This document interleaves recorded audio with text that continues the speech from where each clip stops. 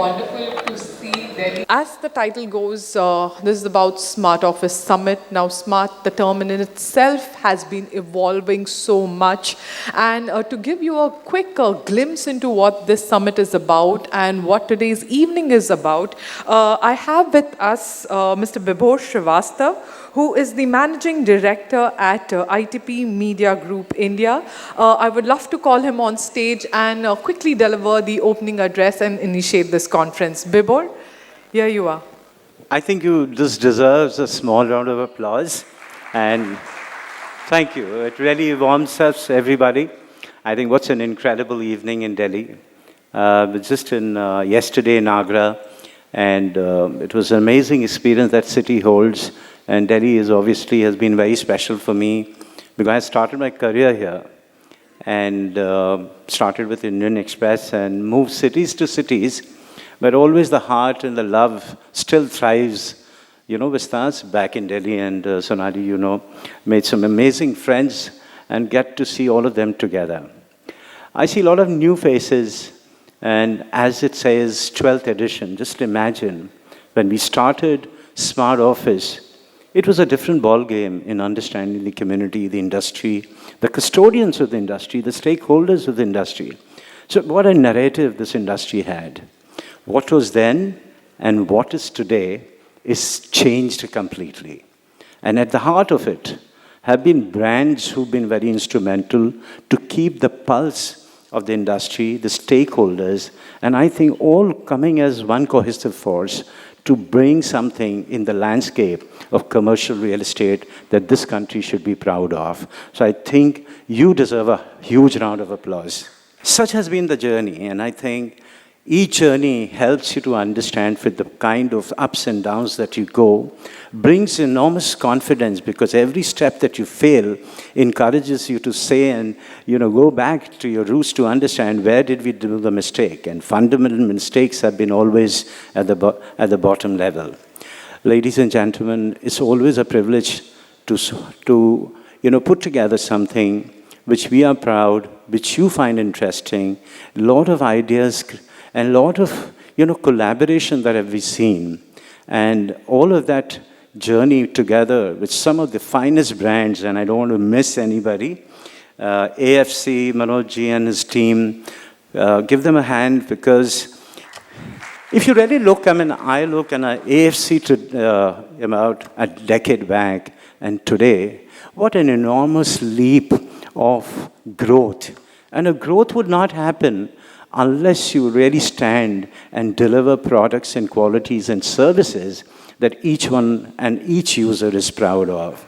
Next in the brand, Havells, Mr. Partha, thank you very much. I think I want all my brands a small applause for them, please. Don't you mind? And we shouldn't be conservative because at the end of the day, please understand, as architects, as FMs, as owners, as the asset, you guys really do a lot, but I think their journey of these brands have been so integral to give that success the cutting edge. Then we've got Hafele, I don't know, the folks sitting there. So well done, Hafele. Thank you very much. Yes. Dorma Kaba, thank you, sir. Thank you. Right in front of the center table. Autic, Partition, and my friends from GACS, Rahul and everybody, Samir, I love you guys, When we started looking at commercial design, so we asked these FMs, and I said, who better than you guys to tell us what exactly it means? So thank you, GACS. I'm not going to stand because I see a battery of prolific speakers, and I, for one, travel all from Bombay to Agra to be here with you to learn together. So ladies and gentlemen, we are very excited for an incredible evening that unfolds from now. Thank you very much. Thank you so much, Bibhor. Now, just as he mentioned, evenings like this and platforms such as this cannot be possible without the support of the industry and without them coming forward to help us out in such knowledge initiatives. And one such partner is AFC Furniture Solutions. They are a brand that have become synonymous with on-time delivery with the great quality that they deliver. And they've been a brand that has escalated and grown at par with some of the most international brands. And with this, I would love to call on stage Mr. Jiten Basnet, who is the country manager at AFC Furniture Solutions, to quickly give us a glimpse into what the brand and its portfolio is all about. Jiten, over to you. It will be great to have you on stage. Good evening, distinguished guests, esteemed speakers, industry leaders, participants. On behalf of myself, Jiten Basnet, on behalf of AFC Furniture Solutions, with immense pleasure, I stand in front of you to welcome to the 12th Smart India Office Summit 2023 by ITP Media.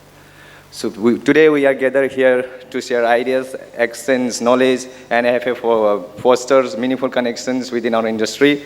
Let's embark the journey of learning and sharing. Let's embark the journey of learning, sharing. Let's have this event an enrichful experience for all. With that, I officially declare 12th India Smart Summit open. Let the learning, sharing, and connections begin. Thank you. Enjoy the event. Thank you all. Since our inception in 2008, with quality-driven operations and sustainable practices to deliver more than just furniture, while creating high-quality furniture solutions, AFC, not simply good, we make it perfect. Thank you so much, Jiten. We have with us our partner Havells India, who is also joining us today and who has supported us all through the journey with Smart Office. And I would love to call on stage Mr. Arup Chakrabarti, who is the category head for LED luminaire and smart systems with Havells India. And before I call on stage, I would love to have a quick video of Havells played to give us a quick introduction before his welcome and industry address.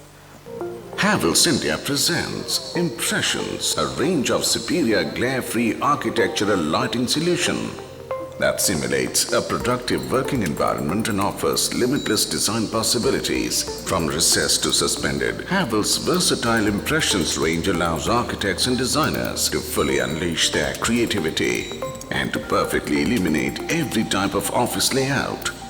With inbuilt occupancy and daylight sensor, the product has a self-learning feature of occupant light preference and maintains desired lux level. Havells Impressions range, the new paradigm of architectural lighting. Good evening, ladies and gentlemen. So it's a pleasure to be here again in Delhi and NCR, and I hope that it will be a wonderful evening to gather the learning what is happening in the office space and how we from lighting industry can contribute to build a health and well-being oriented design, and definitely lighting plays a very, very significant role to create a healthy workspace. So I'll take you through what is happening in lighting and how is the background. So background is set. So let's go ahead.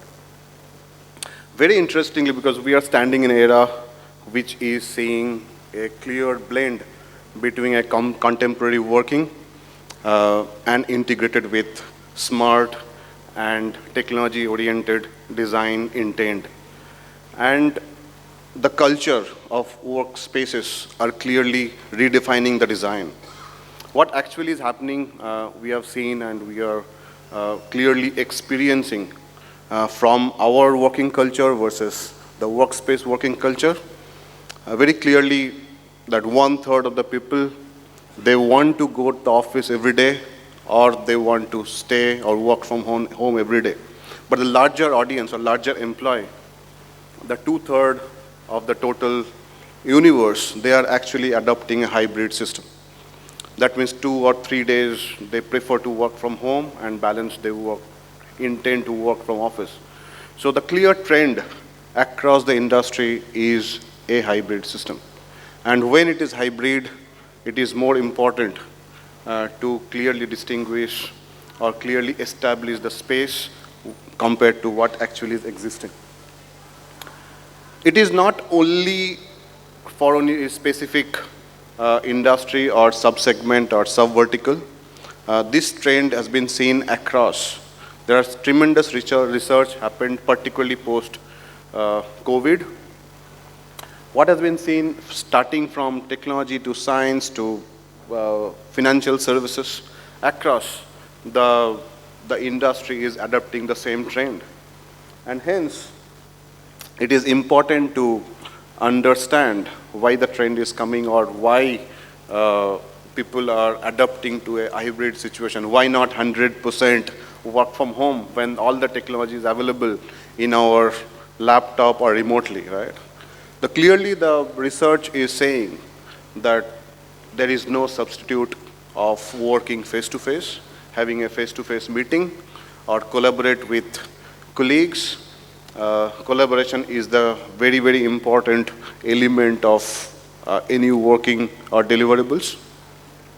And also, from this research, it came out that if we are adopting a hybrid office system, so it clearly blends the balance between personal life and professional life.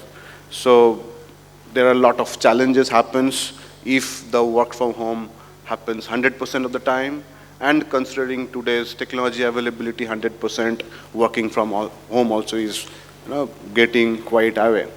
I was traveling a few other cities, and we have seen, like, we work for many MNCs, and we have seen that till today they have not adopted 100%, or even many employees are not coming to office. So this is the trend, and people understands the value, or infrastructure managers or business understand the value of it. And through this research, it came out, other than collaboration or other than having a meeting of face-to-face, it came out very clearly that to maintain the right balance of well-being or even health parameters, people are adapting to come to office as well. So other than performance, other than productivity, because we have seen throughout our business that we keep talking about productivity, how the production or productivity can be improvised. But now it is important because there are a lot of guidelines that are becoming very prominent where the health and well-being of an employee or the users are coming very clearly as a stronger point. And as a very serious lighting solution providers, it is our prime responsibility to contribute in this field. Another very significant and very horrifying data came out in this subject when we are talking about this. It came out very clearly that if our lifestyle where we are working is not influencing our body rightly, or if it is creating such a disturbance on our body, and if it creates a fatigue through the design or through the lighting system of the office space, it can create, or it can be the reason of 10% of disaster what actually world is seeing today.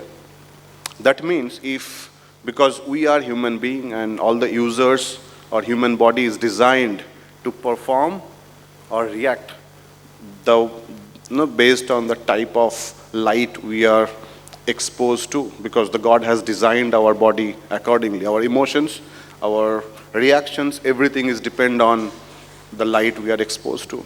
Like as an example, in the morning we get up, we become fresh. It is not only because of sleep at the night, because the environment we are exposed to. And the evening when we go back to home, we feel relaxed, and the night we go to bed. It is all by the design.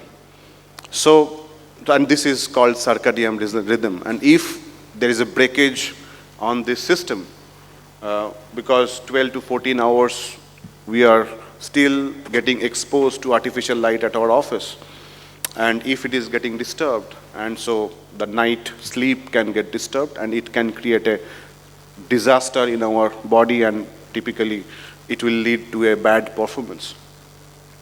When we are talking about that, so very clearly, along with light, the temperature, the noise, everything becomes very critical on our reaction or on our working pattern. It is very clearly, it has been seen and it has been proven that if the lighting is been proper, if the lighting is actually soft and healthy, very clearly the health and well-being parameter is being improved by more than 30%, and hence the productivity also is improving by more than 15%. So it is very clearly established the importance of right lighting along with the controls of light, because the uniform lighting always might not be useful. We need to improve the performance of lighting system. Hence, it is very evident that how we are controlling the lighting system based on the using or based on the business demand. Very clearly, when we are doing or delivering any lighting system, which actually is inclined based on the human body, based on the user's pattern of working, we need to clearly establish the three basic parameters. How we can create the lighting more personalized instead of creating a flat lighting design. There are maybe number of or hundreds of people are working. Everybody's lighting requirement based on their age, working style, based on their timing, the lighting requirements are different. Like as an example, 25 years old chap might not need that much of lighting level compared to a very senior employee of the organization. So it is important to give an atmosphere where we can create personalization on lighting. It can be the color preference. Somebody likes to work in very white color temperature. Somebody likes to work under a neutral white type of atmosphere. So it is very critical. How we can create a lighting pattern based on how sun actually creates a lighting to the universe. If we can try to create or mimic, try to create the mimic of sunlight pattern, it actually brings the quite natural lighting atmosphere in artificial lighting. And today there is scarcity because we cannot get exposed to actual sunlight. We are always in indoor atmosphere. If we can bring sunlight inside the building, it actually the right approach for any right lighting design. So daylight harvesting is very, very critical. We discussed, we understood, and we experienced how various type of hormones which actually get accentuated based on various color of the light, like what we discussed, like in the morning when we are exposed to bluish spectrum of the sunlight, and compared to when we are exposed to the warmish spectrum of the sunlight in the evening, our emotions, our reaction patterns, or our bodily expectations from our body actually changes.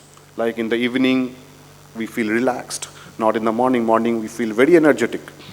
So everything happens because of various reactions of our hormones, which is actually get accentuated, reacted based on the color temperature. So we need to create that atmosphere to make our employees, make the users more healthier in workspace. If, as an example, how it can get integrated on lighting design, like if we can create a correct intensity control, it can help to mimic the sunlight by changing the color based on the time of the working hour. Like in the morning, if the office space is lit with little bluish spectrum of the light, and during the end of the day, if it changes its color towards the warmish spectrum, like how the sun changes, it actually creates that atmosphere of naturality. Similarly for intensity, even we can bring the personalization, like if I am comfortable to work throughout the time with certain color temperature, I should have the option to bring that atmosphere in my working place. So the employee engagement with the atmosphere or the space actually improves, and hence through this process, definitely the productivity and health and well-being improves. Because every application, light is required everywhere, in any working space, retail space, hospitality, hotels, everywhere lighting is important, and how the functionality improves is very important.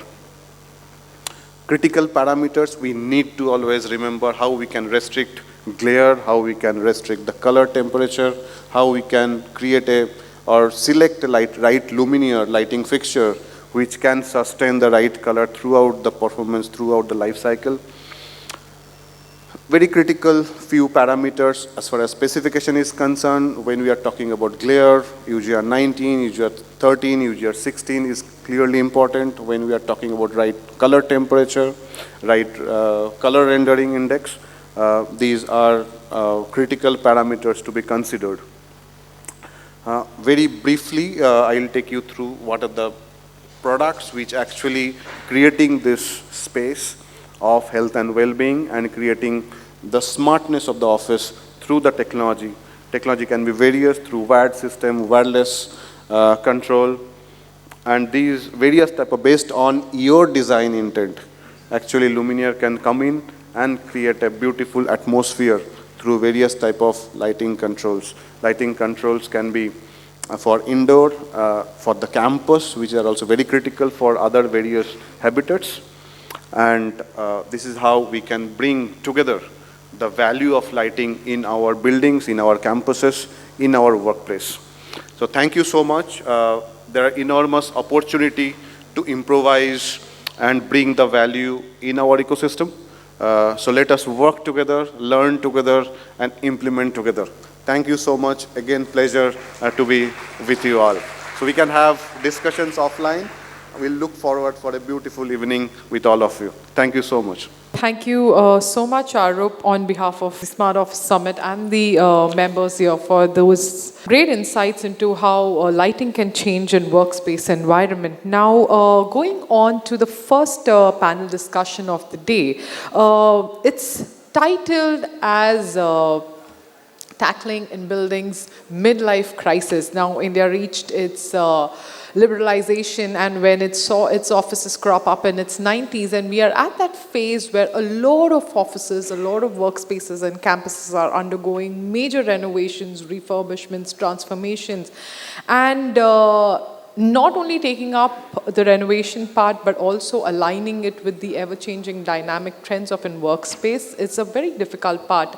And we have with us a great set of experts and speakers and leaders in this domain who will brilliantly shed light on this particular topic on how refurbishments, renovations, and transformations in office spaces can take up. And to moderate this panel, we have with us Mr. Vistas Bhagwagar, who is the principal architect at AVA Designs. And joining him are panel members, Mr. Kanwal Kumar, who is the Director for Projects and Facility Management India at American Express. And we also have Rachita Khanna, who is the Senior Associate Director at SWBI Architects.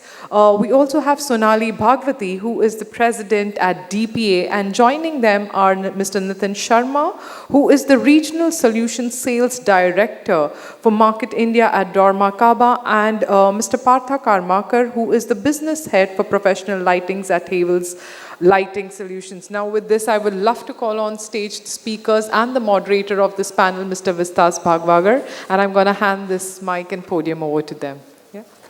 Thank you. I'd like to invite all the distinguished panelists across onto the stage. Thank you. All right, so even as we take our seats, I think a wonderful start to this event. I think it's lovely to have a 5 p.m., 6 p.m. start to the event. It sort of builds up into a wonderful evening. Thank you very much, Bibhor, Rashmi, Indrajit, everybody. You are fantastic guys, and you do such a great job. I've been associated with you all for many, many years. It's such a pleasure. It's even more happier, you know, it's a happier thing to be a moderator, because you can get to ask, you know, wonderful questions to, you know, competitors and other players in the industry that, you know, you've wanted to ask in the past. Today's topic was a little bit, you know, we had to fight to reword it a bit. Rashmi, you would, thank you so much for that. The original topic was, you know, dealing with aging buildings. And, you know, many of us thought it would not be appropriate to have a panel like us talking about aging buildings. But I think age is something that, you know, is a massive $7.2 billion industry. Anti-aging products in the US are a major source of revenue, and it only is growing every year. So when you really look and equate the human side of it and then take it into the building side, you really realize that at the end of the day, human beings are inhabiting buildings, and buildings are like human beings, and vice versa. That's an entire debate that we've often had as architects.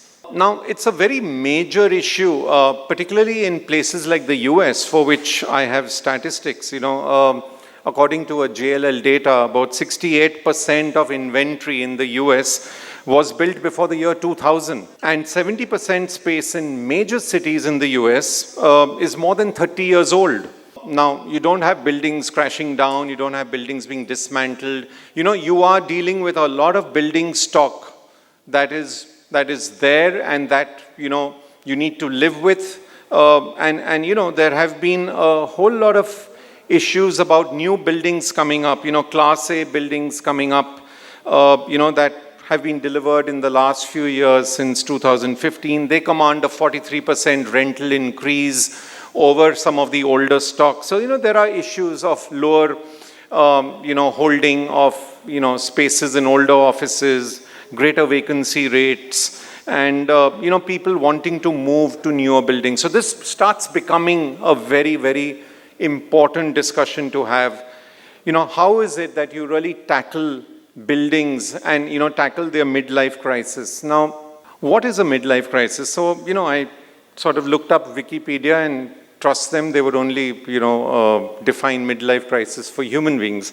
So, they said that midlife crisis is a transition of identity and self-confidence that can occur in middle-aged individuals. Let's read it as buildings, typically 40 to 60 years old. And Forbes Health said that middle age can bring unique life transitions in buildings as well. Unlike in earlier and later phases of life, it can increase your awareness of mortality. That's very morbid. But the whole connection of human beings with buildings is so very apparent. This midlife crisis word was really coined by a psychologist by the name of Elliot Jacks. And she had said that, it's a time when you start reckoning with, the end. So how is it that you breathe in new life and you breathe in new vigor into buildings? And I think that's what our topic is all about. So I come back to what we as architects mostly think of, and I'll open this to the panel. We've got a wonderful panel out here. I'd like the panel to introduce themselves one by one in a single sentence. Otherwise, I'll jump in and I'll interrupt. And introduce themselves, and also say that what is it that, what's their take? Are buildings living creatures, and are they eternal?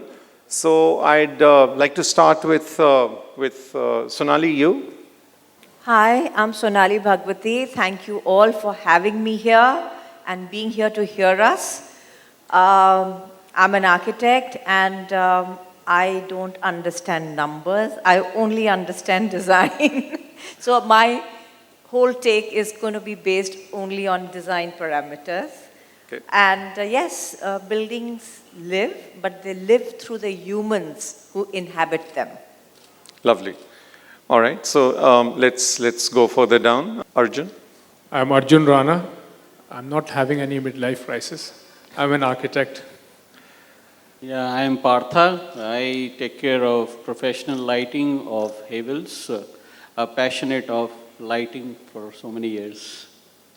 Good evening, everyone. I'm Kamal from American Express. Probably, I think midlife crisis versus how we look at the future and how we are balancing our workplace to meet our employee requirement and the changing environment and demographic requirement. That's what is important to see it differently. Hi, I'm Rachita. I'm the Associate Director for SWP. I handle the Gurgaon studio. To the question, are buildings eternal?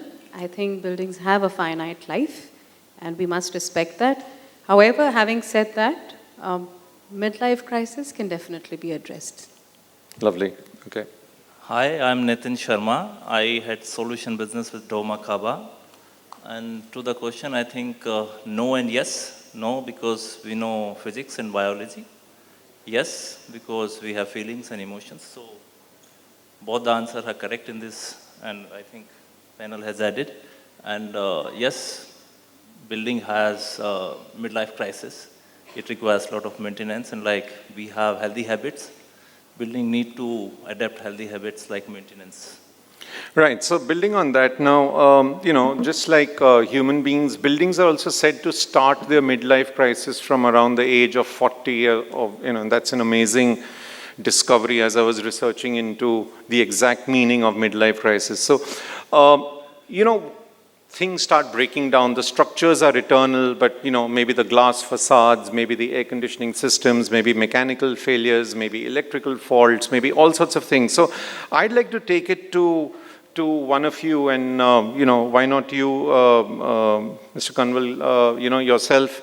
I'd like to say that how does one tackle a crisis in a building, or the aging process of a building? How do you look at it? Do buildings need to be abandoned, or do they need to be invested in? So probably I think this is one of the areas which is little less focused from operational angle, because the team which operate, they more on the cost pressure and just focus on the BAU, and somehow we miss the opportunity because crisis may be leading to an opportunity which we're never able to focus on, and leverage that opportunity. Probably we can add more value. Definitely there is aging. We work with a lot of partners on the equipment and other stuff, and they need upgrade over a period of time. Just like any software, there's a life, okay, you need to be upgraded after 2 years, 3 years. But we don't have that platform today available over here to focus on, okay, 10 years down the line, 15 years, 20 years down the line, how the equipment is going to perform. Second point is their lack of focus on measuring the efficiency performance metrics. There are no data available with the operational teams. That's why they are being ignored, and that is what the lack of awareness is. So how can we work on that? How can we leverage that? It's something, if our partners will partner throughout the journey of their product and see how they will continue to add value. If we are aging, means we are spending more money. We depreciated the asset, but the maintenance cost is gone. There may be failures, there's a risk of business loss, but opportunity will be, are we changing with the changing environment? There is technology upgradation happening, which will give opportunity to get return of investment. And probably we end up saving on a longer term basis. So it's how we look at the things, and that awareness, something I think need to be infused into the system.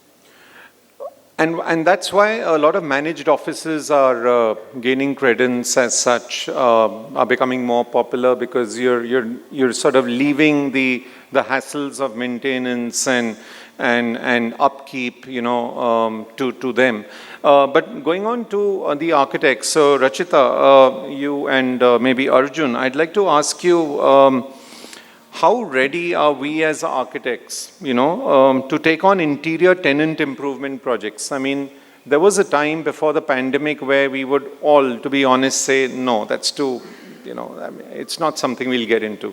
But have things changed post the pandemic? Are we looking at, things positively in terms of addition, alterations, modifications in offices, or is it just too much of a pain? Honest answers. So, do you want to go first? Okay. So I think before, you put it all on us architects, I think it's also the clients. Are they wanting to invest in, a building that needs renovation? I think the sustainability agenda and initiative, if it's really close to their heart, and if they are wanting to invest, why will we shy away from our work? We would love to. Maybe to alter a perspective. Maybe we're getting a lesser fee, or is that another topic altogether? Well, why would we not want to? I mean, take Dharampura Haveli, for example. It was an initiative by a local MP to reinstate the Haveli into a hospitality venture, right? So he was wanting to invest.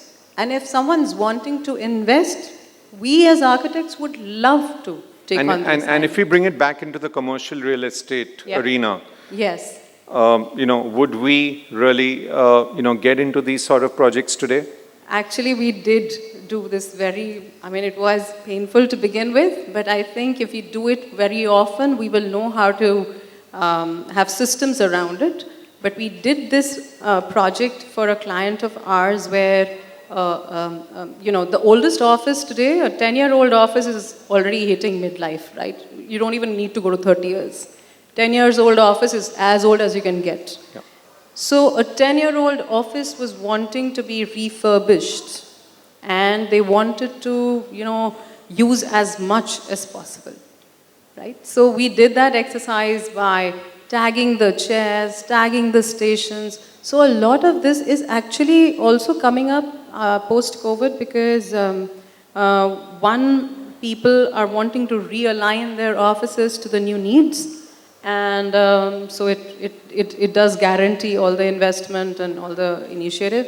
And we are taking them on because the ask and the desired result is of a greater value.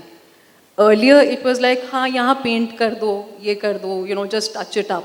We don't want to spend money. Sure. Today they want to invest, and so we are also wanting to take it on. All right, so I'll try and bring in a perspective from Arjun. Arjun, you've just spent 25 years in Bahrain, and you've sort of been heading, major work out there. What's the perspective, from your point of view? Do architects abroad routinely get into upcycling of buildings and commercial real estate? Yeah, well, actually the Gulf is relatively new into this development. There are not many huge heritage buildings in the Gulf. So that's somewhere in the middle between, Europe and rest of the world and India. But having said that, definitely renovations and big retrofits are a big thing. And now in India also, that's really, it's a huge thing. The scale of office fit-outs and the scale of retrofit which is happening now is really amazing. It's much more than the Gulf, by the way, all over the Gulf, including Dubai, where we hear. But the volumes in India are really huge. And I just take a little bit back to the first question about the midlife crisis of buildings a little bit. Now, if you notice a building, the outside of the building, if it's very well designed, timeless architecture, there's no midlife crisis in that.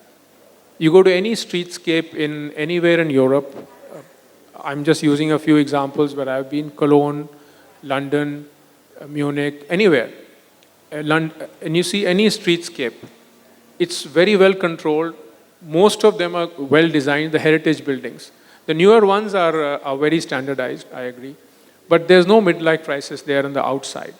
Inside, of course, you renovate and do what you want according to the needs which keep changing.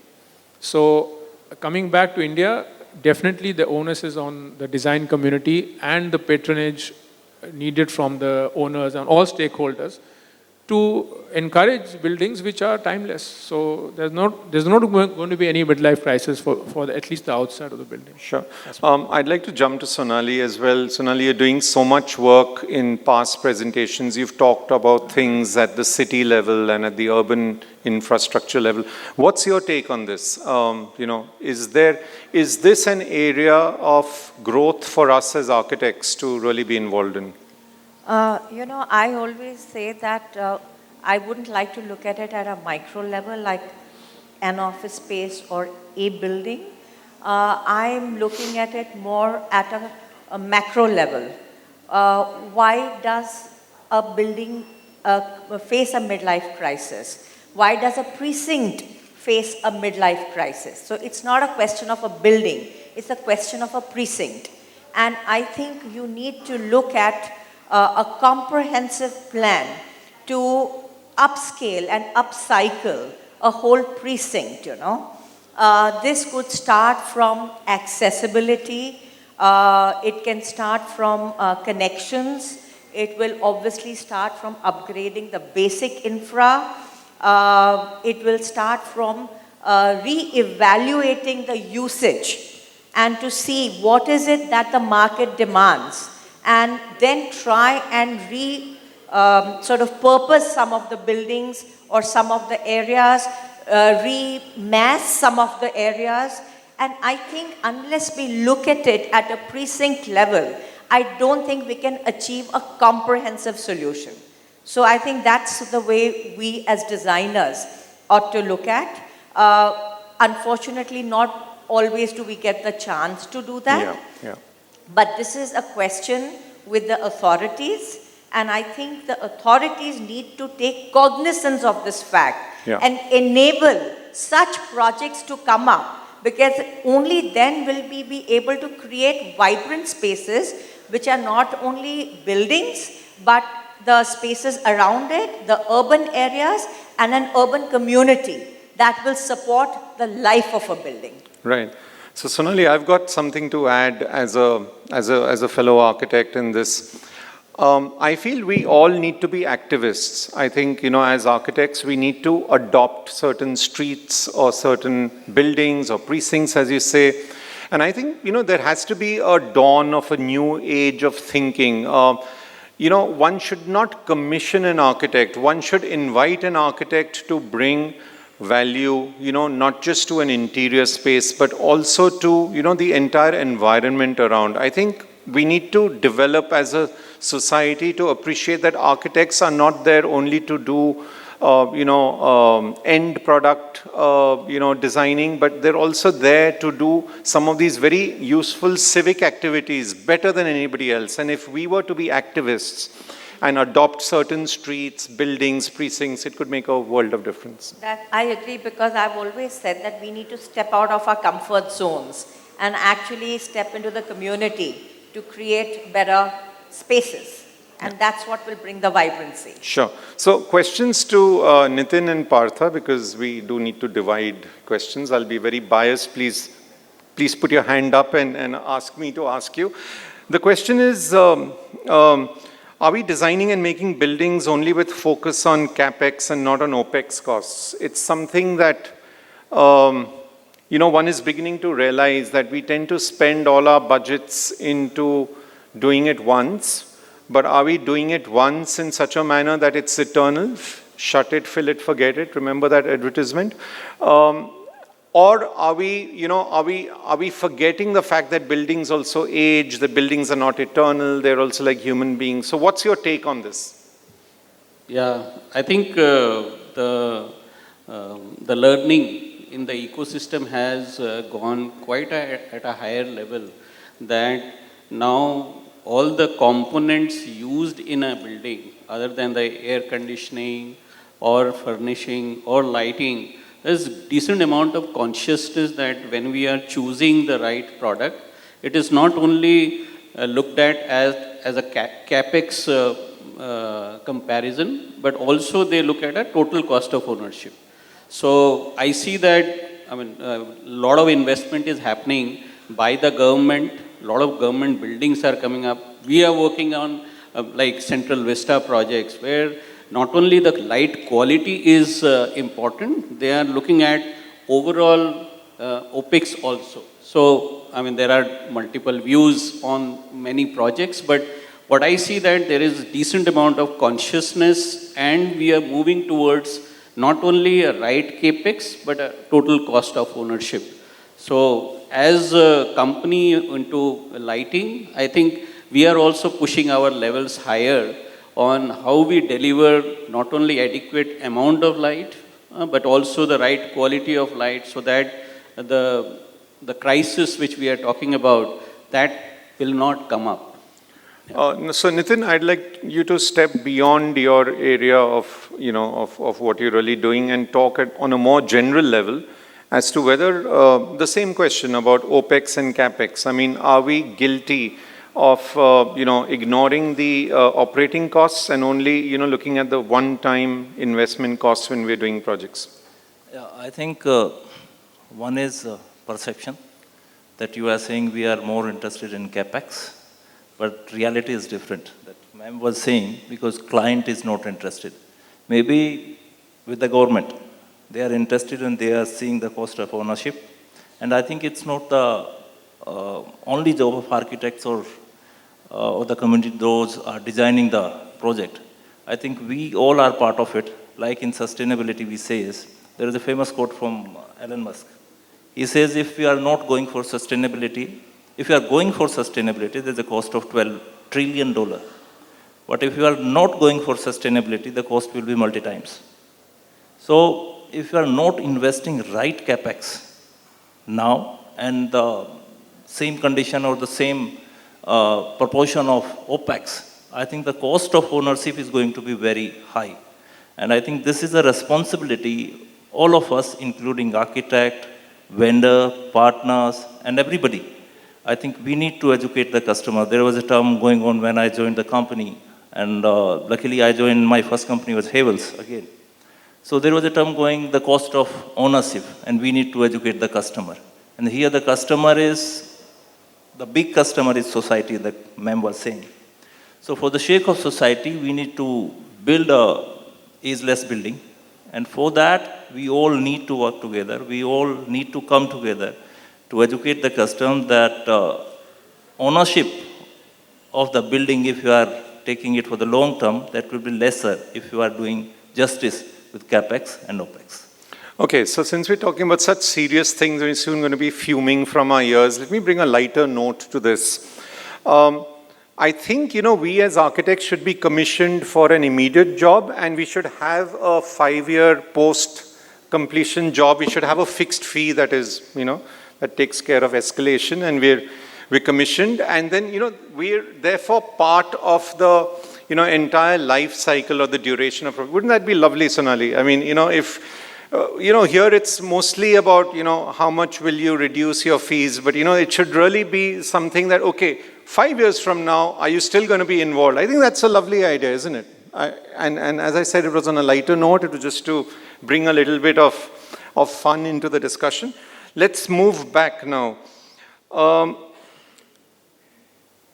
What are some of the design and technological interventions that can be integrated to safeguard redundant cost over time?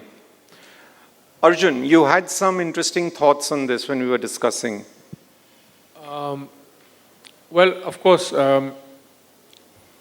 if I talk about the building interior part, there's a lot more technology which is going in now, and there's a lot of sustainable angle to it. Things are evolving very fast, and now everything you can import from anywhere. And India's also, there's a lot of research happening. So for sure, technology is helping us, of course, be sustainable at all levels, be it glazing, be it flooring, or water consumption. And as we learned from Havel's presentation, detailed presentation, that you can do a lot with lighting as well. So yeah, for sure, we have to use technology, and we have to use, and even this is again back to the stakeholders. The architects can propose, we can do all the research, but the stakeholders have to be willing to take some of the CapEx on board so that the OPEX gets reduced. That's the point. So would anyone want to add on this? Mr. Kanwal, would you like to add on to this?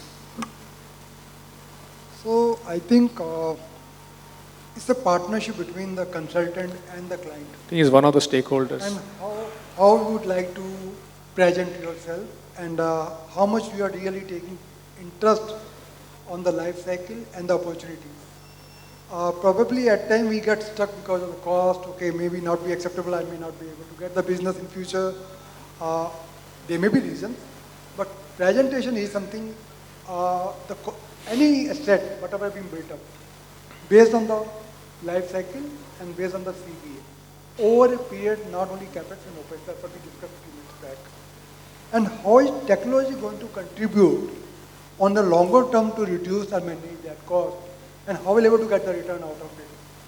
And technology, probably we got a lot of metrics. I actually discussed with my team also, how efficiently we are using those metrics for the future advantages. That is something lacking. If somebody will be able to share with the clients, definitely people are willing to accept it. There will be some marginal cost, and that can be adjusted through other means also. It's not necessarily we are investing more money, but we'll be able to save a lot more money on the long run. Right. So, I'd like to open this question to any of you. Are we focusing only on the new and are we ignoring the old? I mean, there are so many parts of cities in Europe where, you actually have the central district or the downtown area as being revitalized and, very stringent norms of not being able to tear down, architecture that's relatively heritage, and, Europe is famous in labeling any area as heritage. If somebody walked on the street, they'll put a placard that so-and-so walked on the street. Shakespeare shook his spear out here, for all you know. So, I think we need to really understand, are we as a culture or as a developed, semi-developed country, it sounds very nice, are we really focusing only on the new? Are we not doing enough of revitalization? And I'm not talking about conservation, I'm talking about revitalization or reuse of existing building stock and reshaping it or building upon it to make it, to reincarnate it. So would any of you? Yeah, so Visab, I wanted to just talk about that. It's a subject which is very dear to me. You see, we have, everywhere in the world, people are very proud of their heritage, except over here. So I think we have a huge amount of real estate right in the heart of the city, which is doing nothing. And with the right approach, I think it could be looked at as very, very valuable real estate and built upon. So a couple of years ago, I was part of a study where we said that how do you rejuvenate Shahjahanabad? And we sort of studied the inner city in terms of its traffic, its different usage areas, etc. And then we came up with a very comprehensive concept level study which defined movement, vehicular movement, pedestrian movement, evening and morning movement versus daytime movement, the different districts, the different walking areas, how to look at actually creating the whole experience and enhancing the whole experience at the public domain level, not really touching the private domain, which would be very difficult. We have the good fortune of having 6 metro stations in the old city, which is more than most other places. Absolutely. And I think one needs to take advantage of that and actually look at, I think what we did as a starting point would be a wonderful exercise to start with. And I think it would be wonderful if the authorities could enable maybe a corporate CSR project could be taken up and looked at a level where we can, actually make it happen. We also looked at combining a lot of the open spaces and creating beautiful contiguous gardens which form like the lungs of the inner city. Yeah. So there is just so much we can do to infuse, and this is a prime example of wonderful mixed-use development which already exists. Yeah. And I think we can learn a lot and build upon it and not just put it on the back burner. All right, so controversial question. I'd like to just add a little bit. A very interesting topic. A few minutes. So if you see Qatar, right? Qatar, Doha especially, it was a little fishing village. And then everything, and of course the gas boom started and everything developed there. And there are now fancy buildings and stadiums and everything. But a few years back, the Qataris realized, their royal family, that they need to develop that little village right in the middle of Doha. There's a huge conservation project going on there with their patronage. Of course, they have the money. Same thing in Dubai. The Dubai Central District near the creek, if somebody's been around there, they are developing that. But Dubai is, of course, a tourist angle to everything. So, but still, they are still developing it. In Bahrain, my company, my ex-company, we were involved in one of the conservation and renovation of the very violent weather, heat and everything. But these rejuvenation projects really work. And what you're saying, if we get the right patronage, that's really amazing. Yeah. So the controversial question I wanted to ask was the recent tearing down of the Hall of Nations, which happened recently, which many talk about as a relic, is something that a lot of friends are talking about in the architectural circle. Very quick, not more than one line. Support or not support is what I need from each of you. Do we today, are we getting into a culture where we are tearing down things and just making new, buildings because we're trying to match up with the world? What's your take on this? I think if we were trying to match up with the world, we would have probably retained it. That was one example of free India, right? Independent India. I really, really wish, and that is when I wanted to ask that question, that if so much conservation can happen in India, why couldn't we refurbish those? They were standing, they are in our history books. We've all done architecture, and they are in our contemporary architecture history books. And why were they just pulled down? Sure. I completely agree, because it just broke my heart when that happened. Yes, we fought tooth and nail to try and save it, but we eventually recused. I was part of DUAC, so we didn't sign it, but they didn't need us, unfortunately. Yeah. Anyone else on this? Or should we brush the topic aside? Yeah, well, one point which I just wanted to add on this reincarnation or restoration. I see that over the last 5-6 years, there is a significant amount of emphasis which is through government or in various public domain.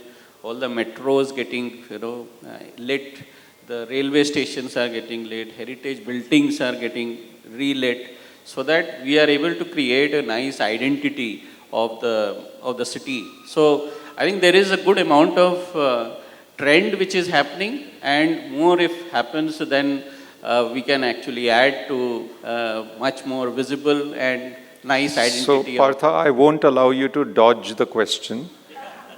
That was very well put. You're in your safe comfort zone. You're talking about lighting. Very nice. The question was your take on the new building that came up in place of something that's part of our architectural legacy. It was part of my dissertation. Pragati Maidan was my dissertation. Yeah. And it's most heartbreaking to see nothing left of it. Quick. So I would not say support. Yeah, Okay. I'll be very clear. All right. Not support. Okay. Because heritage, yes, I All will right. say thumbs up. Okay. Anyone else?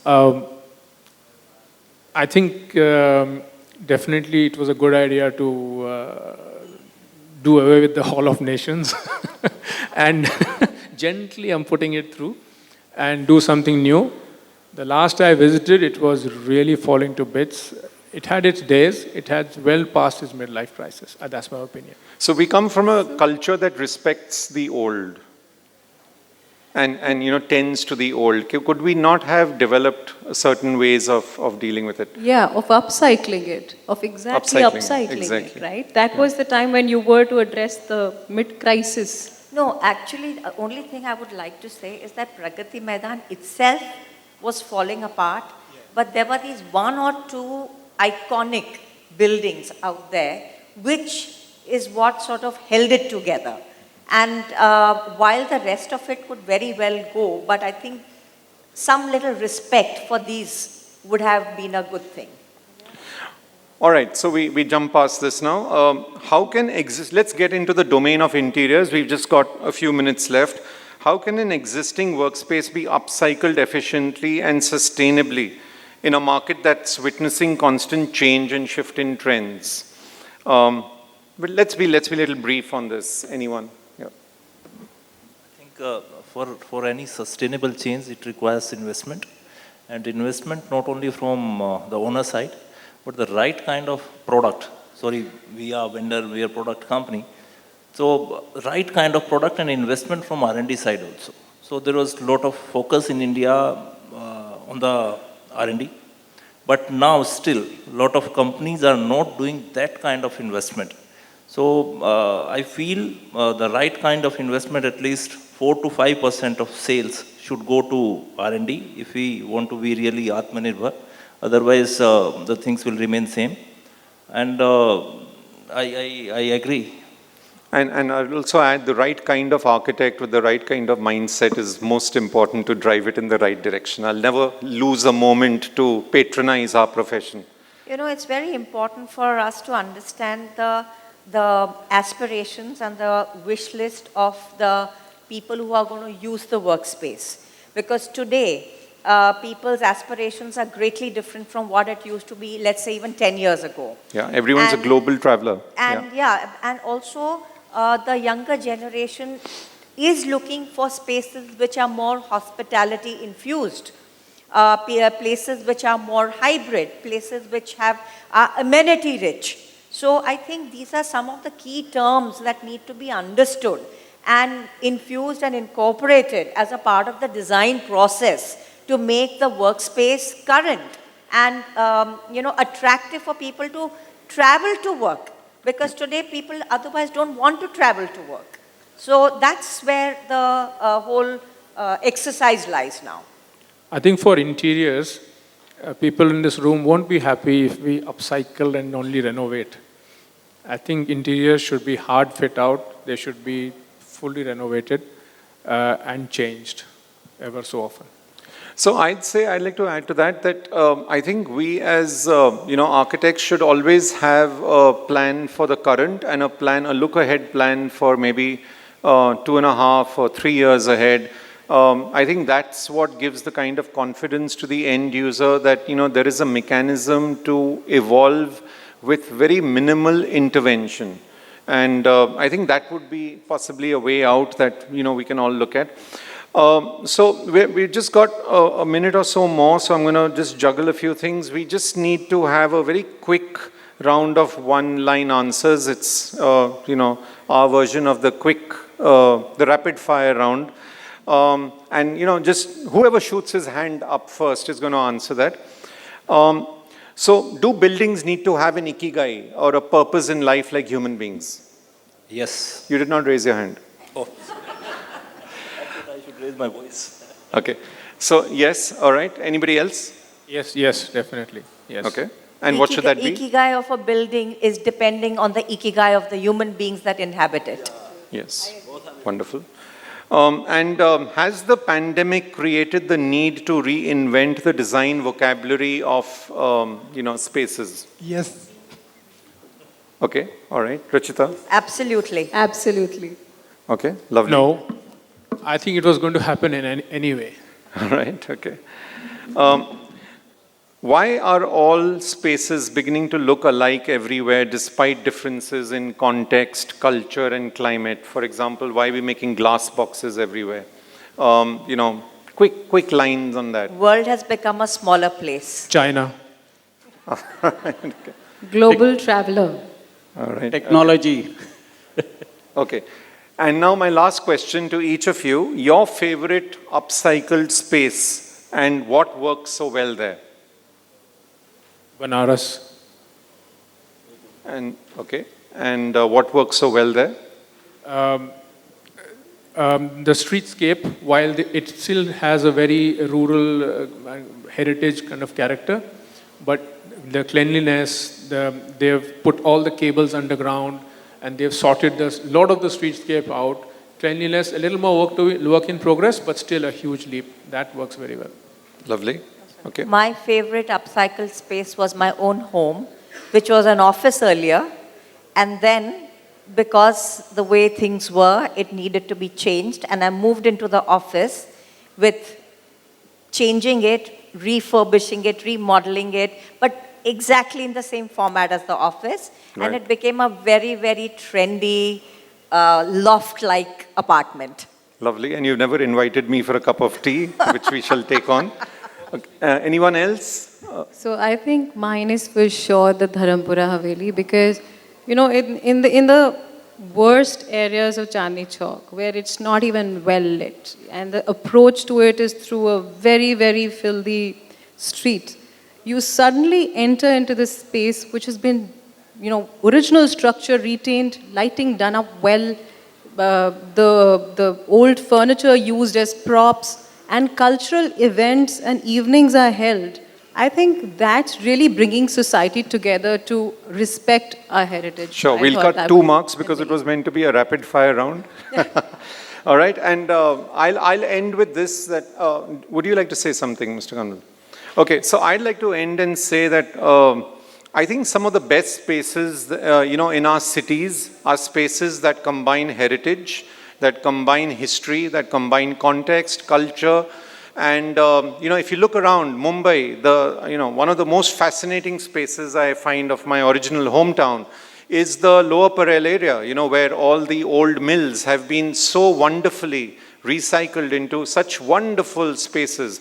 And I think every city must respect its culture, must respect its building heritage, and must respect the architects of a generation who had given their all, to make structures. So I think, this business of midlife crisis in buildings is more to do with human beings and less to do with the buildings. It's more about our way of looking at things and, our own national pride and self-pride into what we are and what represents us best. Thank you very much. I'll open to any questions from the audience. Vistap, lovely session. Your humor adds without any charm to this.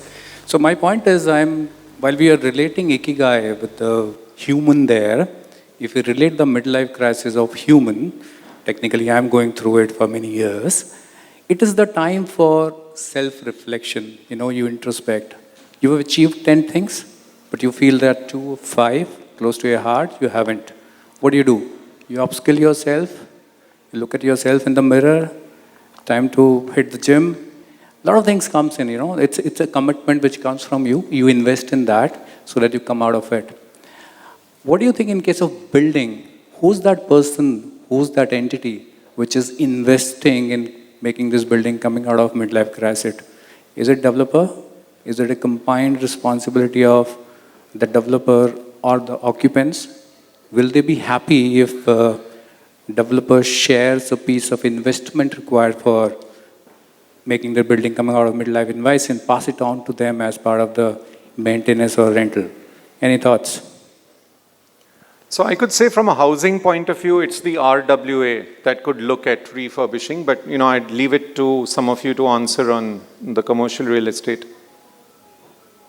I just want to add one thing. The most important is a partnership between developer and the occupant. And why it's important, we are talking about the wealth standard, we are talking about sustainability. Are we really asking for those details or requirement to the developer? Are we pushing for that? And until unless we not ask, developer will never invest it. There will be pinch of salt we need to acknowledge for it. But again, if you're talking improvement, we need to work together. I think basically money talks. So if we look at trying to work out a scheme or a process where everyone benefits, because you can't expect somebody to invest without any return coming back. So I think it's important to make sure that people make money for any development to be successful and for people to actually go ahead and do the right work that is supposed to be done.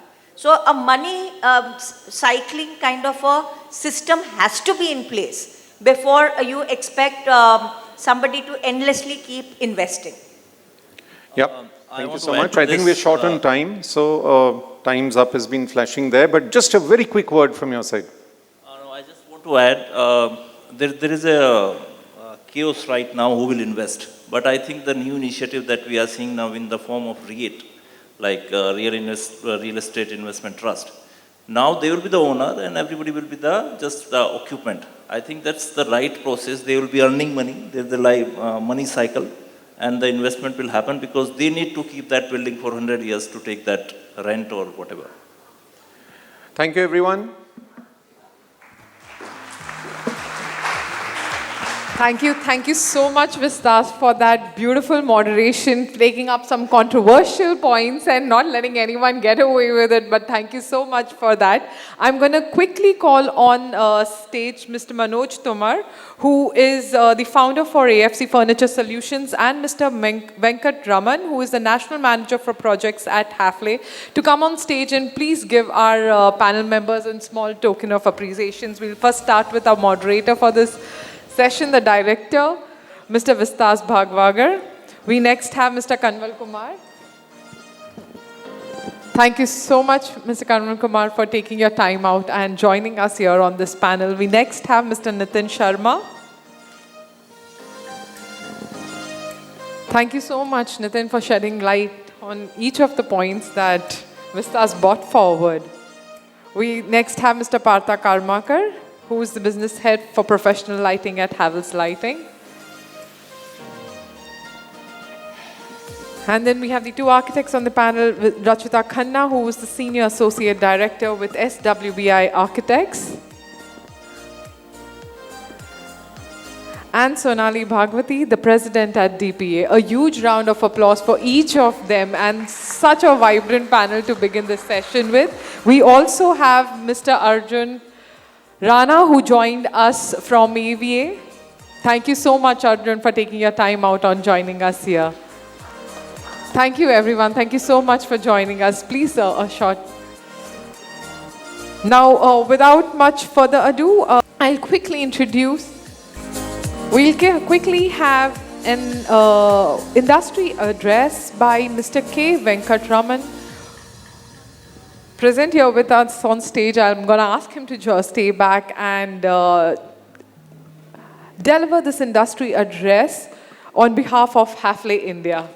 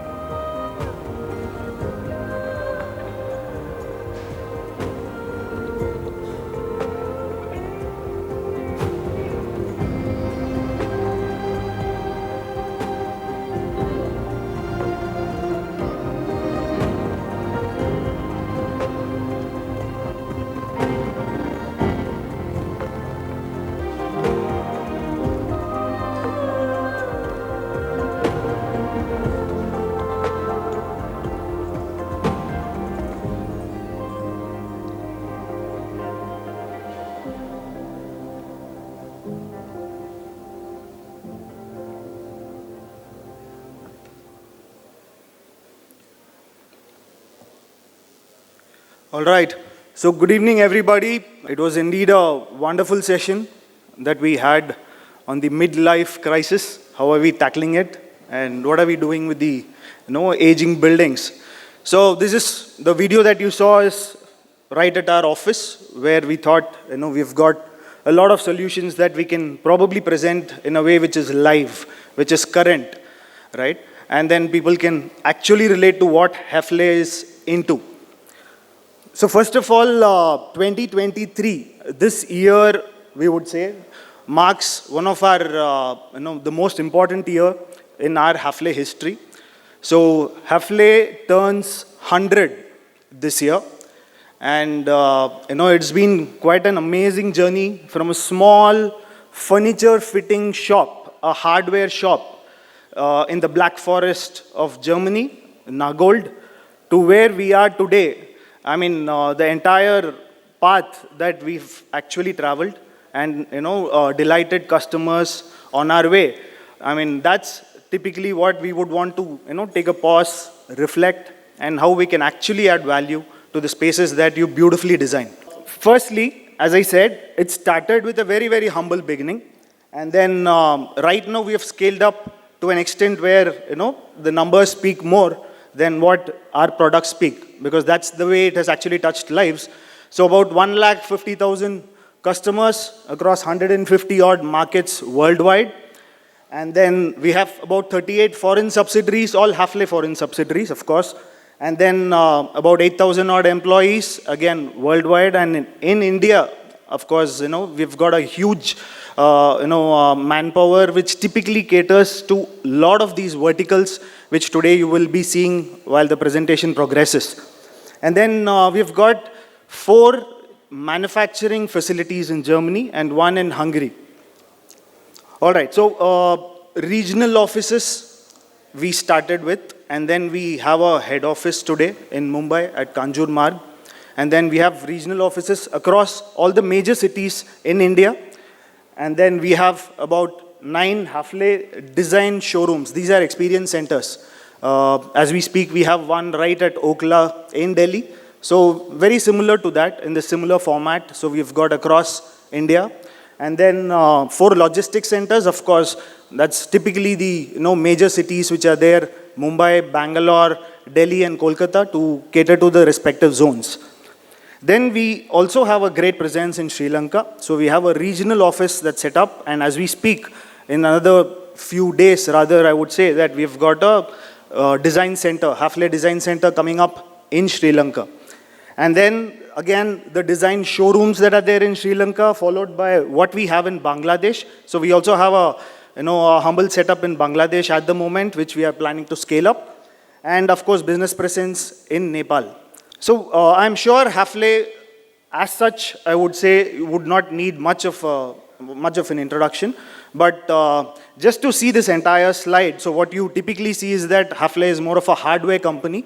But the video that we actually showed to you was meant to take out all those inhibitions that it's only hardware. So we've got automatics, door solutions other than hardware, and we also have the flooring system, which is typically the quartz flooring, and countertops, which comes under the surfaces as a vertical. We've got home appliances, furniture fittings, kitchen fittings, lighting, and these are typically what Hafele is into at the moment. So hardware, again, it's typically the door hardware. I mean, any kind of door, flush door, timber door, style door, glass door, fire door. So we have a complete door solution here that we can actually offer. Other than this, we also have the Hafele swing doors, which are typically meant for offices where it is an automatic swing door. And then we have got the biparting doors, which typically you would see in any malls or any commercial spaces, spa areas. And then we have the revolving doors, in our kitty. So these are the typical automatics that we typically deal with. And then we have the mobile walls. Mobile wall, I'm sure, since we are talking about smart offices, this plays a major role in partitioning a particular space into 2 different spaces, which helps us in, of course, the modularity part, thereby not sound transmitting from one to another. So that can be both, MDF, which is typically the mobile wall, as well as the glass mobile walls. So we also have height adjustable tables, so which typically comes in 2 sizes. And then there are preset modes, which actually help in the complete modularity of the same. And then kitchen solutions, Hafele, as I started saying that Hafele is a hardware brand, kitchen brand. That's how we were probably known. And of course, we have the entire kitchen gamut of kitchen hardware solutions as well. And then we have the home appliances. So earlier it was called Nagold. Nagold is from where Hafele is, right, historically. And then now it is part of our entire Hafele premium range of solutions, right from hood, hob, dishwasher, washing machine. So the complete home appliances. And then lighting. We've got Lux, which is a furniture lighting. Lux is a in-house Hafele German brand, which is typically into the furniture lights, which you would see across showrooms majorly. And of course, when we come to the home interior as such, so we've slowly started getting into the architectural lighting. So today we've got a small part of it, a small portfolio, I would say, which has been recently launched, which is typically the downlights, wall washers, grazers, so which can typically get into a small home setup. And then this is a very interesting solution. I'm sure many would have seen it. And since it's a more of a commercial space summit, so where would this come? it's actually a quartz engineered stone. So we've got about 3 brands under it. So we've got Caesar stone, which is of course very famous. And then we've got Decton. And then we have our own in-house range called Terra. And this is a complete engineered quartz stone. And where in commercial spaces, the applications majorly are in the pantry areas, reception counters. So anywhere you would want to do countertops, basically, on with quartz. So this is a solution. We have also got flooring, which can also match. So when you entered the Hafele office virtually in this particular video, so you found that the entire flooring that is actually there is the Decton flooring from Hafele. So I'm just trying to break the myth that Hafele is more of a hardware brand. So we've kind of diversified into the entire interior solutions portfolio. Hence, I would take this opportunity also. I'm sure many would have traveled from elsewhere. So we would love to host you in our design centers, which are across, and come and experience our product range there. Thank you. Have a great evening. Thanks a lot. Thanks, Venkat. This was really interesting and indeed to know the Havel's journey, how it started as a small hardware shop and went on to become a global giant in interior solutions. Good evening, ladies and gentlemen. This is Indrajit Sahuji. We started our discussion by tackling a midlife crisis, and now we are moving on to addressing the need to create the next-gen offices. This would be moderated by none other than our very own Sameer Saxena, Director Real Estate Services India, Marsh & Macmillan & Company. May I please request Sameer to join us on stage and introduce the panelists. With a round of applause, please. This can be louder. Thank you so much. All yours, Sameer. Thank you so much. Indeed, all of us heard about agile offices. You are now looking at the agile stage also right now. It's just being set up. So I know our friends, our esteemed panelists, they are waiting. But then I like the concept of agile stage also. I think we have to develop something like that. But then I think now that we are almost setting up, so let me introduce my panel, and I'm so happy, so glad to invite my co-panelist. We have Captain Gaurav from the Urban Company. Please come on the stage. He's Vice President and Head of Global Workplace and Risk Management.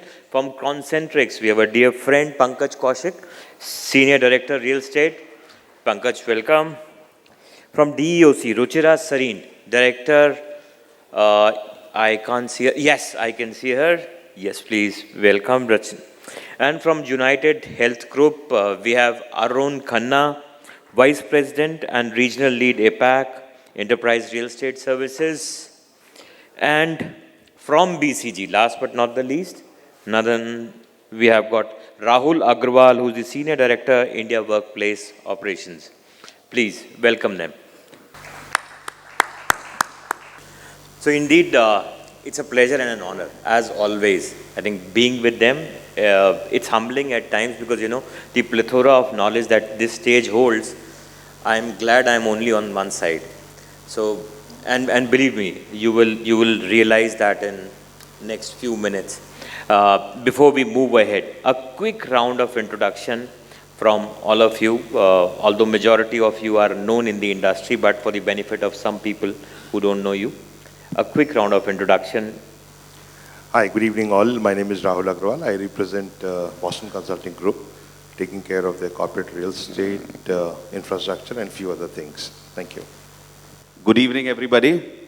The metrics of success of this session is going to be nobody is going to fall asleep during the session. I'm Captain Gaurav Bajeta. I work for Urban Company, and I manage real estate, workplace, and risk management. Thank you. Good evening, everyone. My name is Ruchira Sareen. I'm an architect by profession. So we heard the word activist. I would count myself more like an activist because my area of specialization is universal design and accessibility in built environment, in which I dived more than 15 years ago. I'm a director and principal architect at DEOC, which is our firm.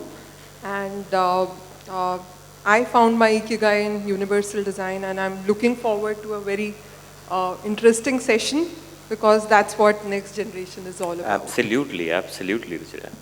And good evening, everybody. My name is Arun Khanna, and I work for the United Health Group, which is a Fortune 10 company. I lead their international real estates, all non-US business, and have been with them for last almost 10 years.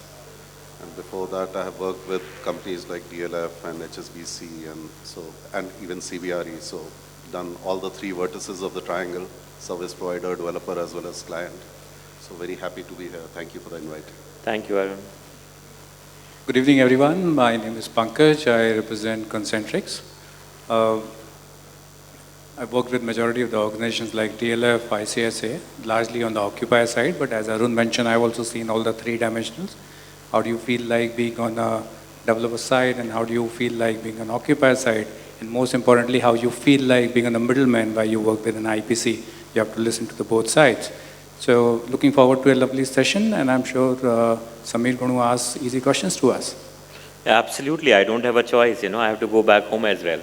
Yes, so the topic for today, the need to create the next generation workplaces. I think the topic is very easy, very controversial, very mystical in some ways, and I also call it mythological in some ways, because this is something that nobody has actually firmed up, or the definition is still evolving. The workplace is still evolving. I think when I was just going through it, I thought, what exactly, as a real estate professional or as a professional, what is it that I would look at in the new gen workplaces? So I started jotting down. Then I said, agile workplace, a creative workplace, collaborative workplace, diversity to be taken care of, technology, people, and then I realized it will not be an easy thing, right? It will not be an easy thing to kind of define what the next generation of workplace could be.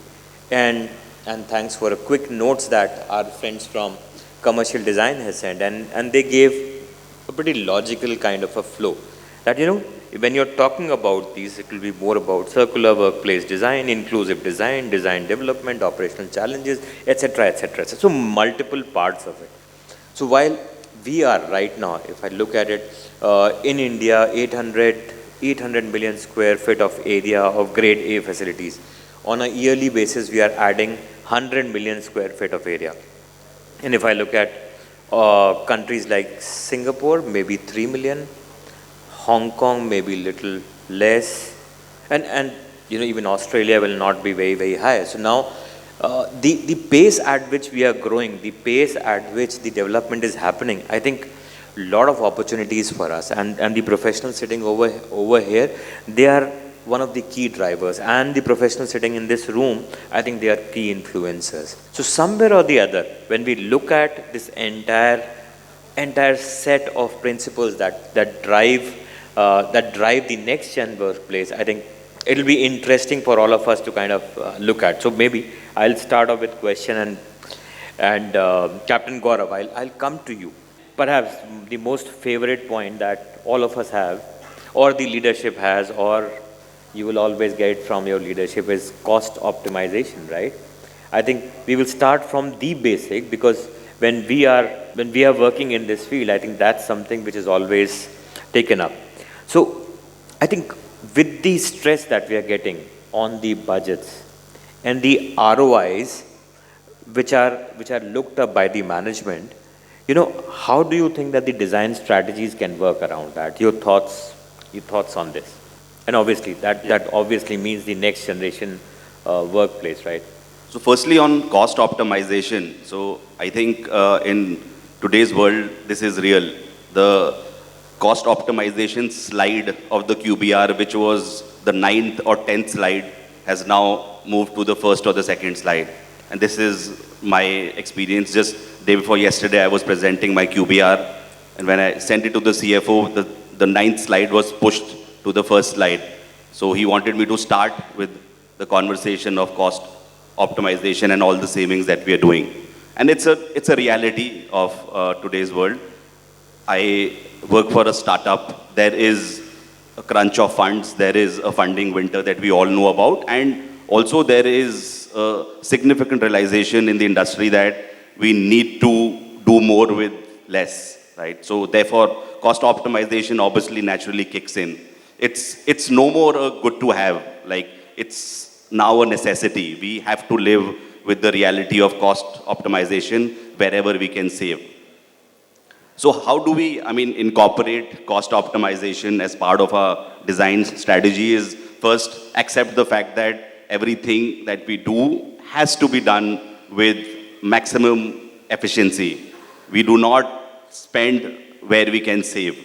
So at Urban Company also, we have a very young workforce. We use a lot of designers to design, our workplaces. Our average employee age is approximately 26 years. Our offices look fairly funky and very, very collaborative, young, bright. However, the material that we use in our offices, the contractors that we use, we do not go for the high-end, costliest material and products available. We perhaps go for value for money. We go for products that look good, that feel good, but give us the right ROIs. So specifically, to the point around design, focus on the design, but I think optimize on the costs of products. Fantastic. And I take one of these sentences, accept cost optimization as a part of the strategy. I think that's a very interesting take. Now, thank you for that. Arun, I'm coming to you. Now that we have started speaking about the design, right? You are a veteran in this industry, being here for so long. So have you started seeing, or I'm sure you have already seen this, how are the office designs changing post-pandemic? And I know perhaps the next gen workplace now is more a blend of how do you cater to agility, how do you cater to hybrid, etc., etc. Your thoughts over there? Yeah, a very interesting question, and I think this is a reality which everybody is facing today. Post-COVID, the struggles are what should the new office look like? People are contracting, people are consolidating, co-locating, etc., etc. So a few things, and I must admit, United Health Group has been one of the leaders in trying to face this challenge and trying to find a solution to that. From 1st August, we have, which was just a couple of weeks back, we have officially implemented the hybrid policy. While it has been very vague and hazy for almost everybody, people say work from office, work from home, what percentages, how do you actually call them? And this is an IT industry issue, more of an IT industry issue. But so we have actually implemented where nobody can work 100% from home. So at a high level, 30% is the floor. Okay. So everybody, irrespective, either find another job or come to office for at least 30% of the days. And you negotiate with your manager on which should be those days. Okay. Now coming to the real estate issue, that, the offices and seats lying vacant and not occupied. So how do I optimize that? And fortunately for us, we didn't stop our growth story. Even during COVID, we grew. But so that has really helped because I didn't add real estate in that proportion. But the internal customers or the FTEs continue to increase. So now with the real estate, and we had those classes, IT, BPO, analytics, closed wall offices, etc., etc. Now with this hybrid thing coming in, we have a new challenge. The offices need to be fungible. We don't know who's going to grow. We don't know which seats are going to be used by which department going forward. So a lot of negotiations happened with the senior leadership. Now, we earlier had almost 3 standards, design standards. Okay. For 3 different verticals, major verticals. Now we are collapsing all of them to one.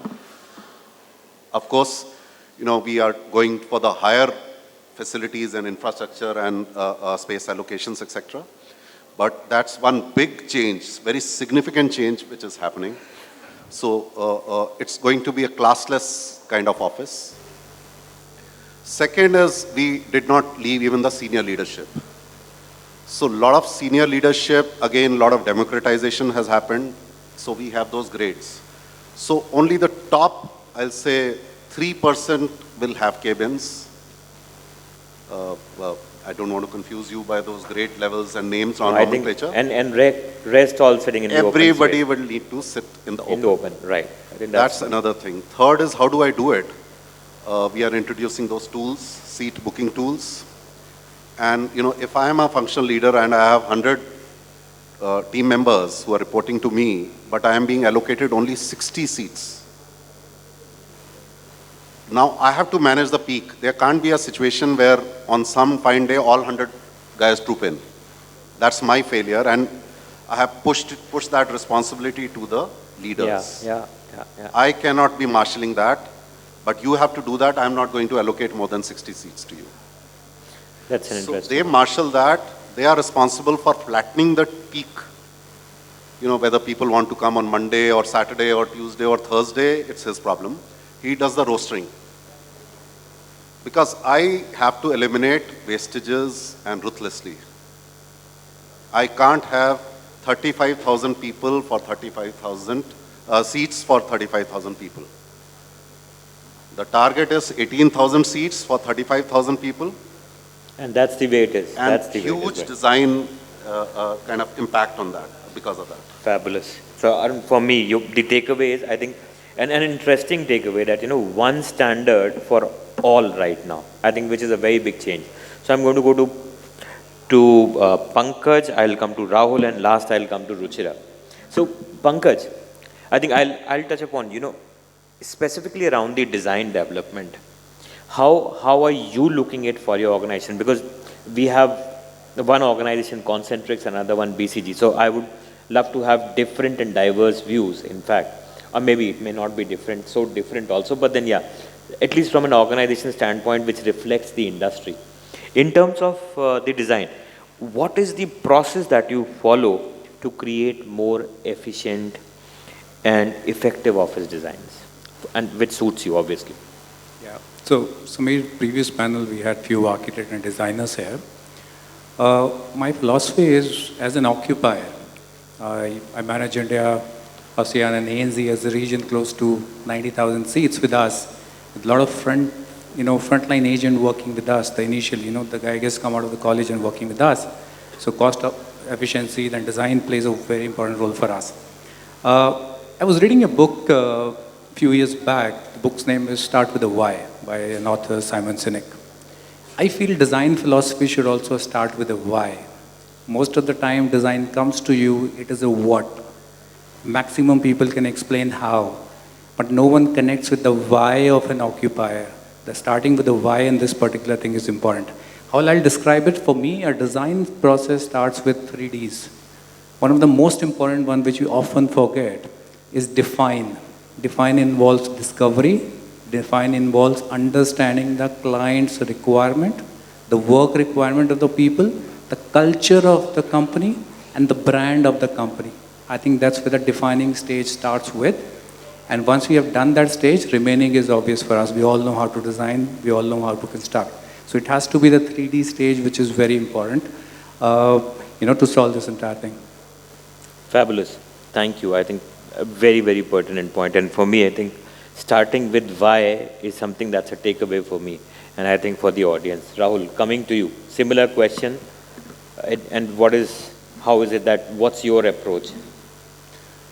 A great question, Samir, and something that Pankaj mentioned in terms of how the office is a representation of what you stand for. I think that becomes very important.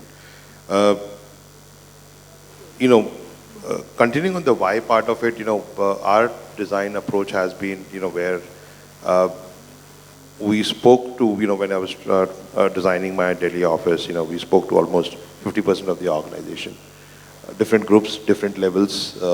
Right from most junior, most team members to the senior most, understanding in terms of what they're looking at, in terms of, the new space that is being created. And again, I don't have numbers like Pankaj or Arun sir in terms of, large numbers. But I think that becomes the key fundamental philosophy in terms of what you want to create and how creative you can be in terms of incorporating all the requirements that have come your way, whether it is in terms of space or whether it's in terms of, AVIT or any other requirement. Fabulous. I think one of the biggest takeaway, what I hear is 50% of the organization being consulted. It's a huge collaborative effort to create a space where people can connect and they could say that this is their working space, right? And now, Ruchira, I think one of the most important part, and you're a strong proponent of inclusive design, and I think that's what, after listening to the user group, right, I'm coming to you.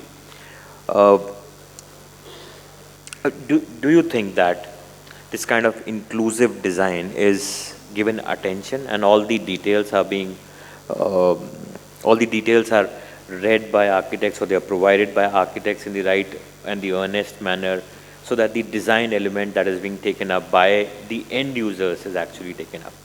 If yes, it's a great news, but then I know and you know it may not be a yes.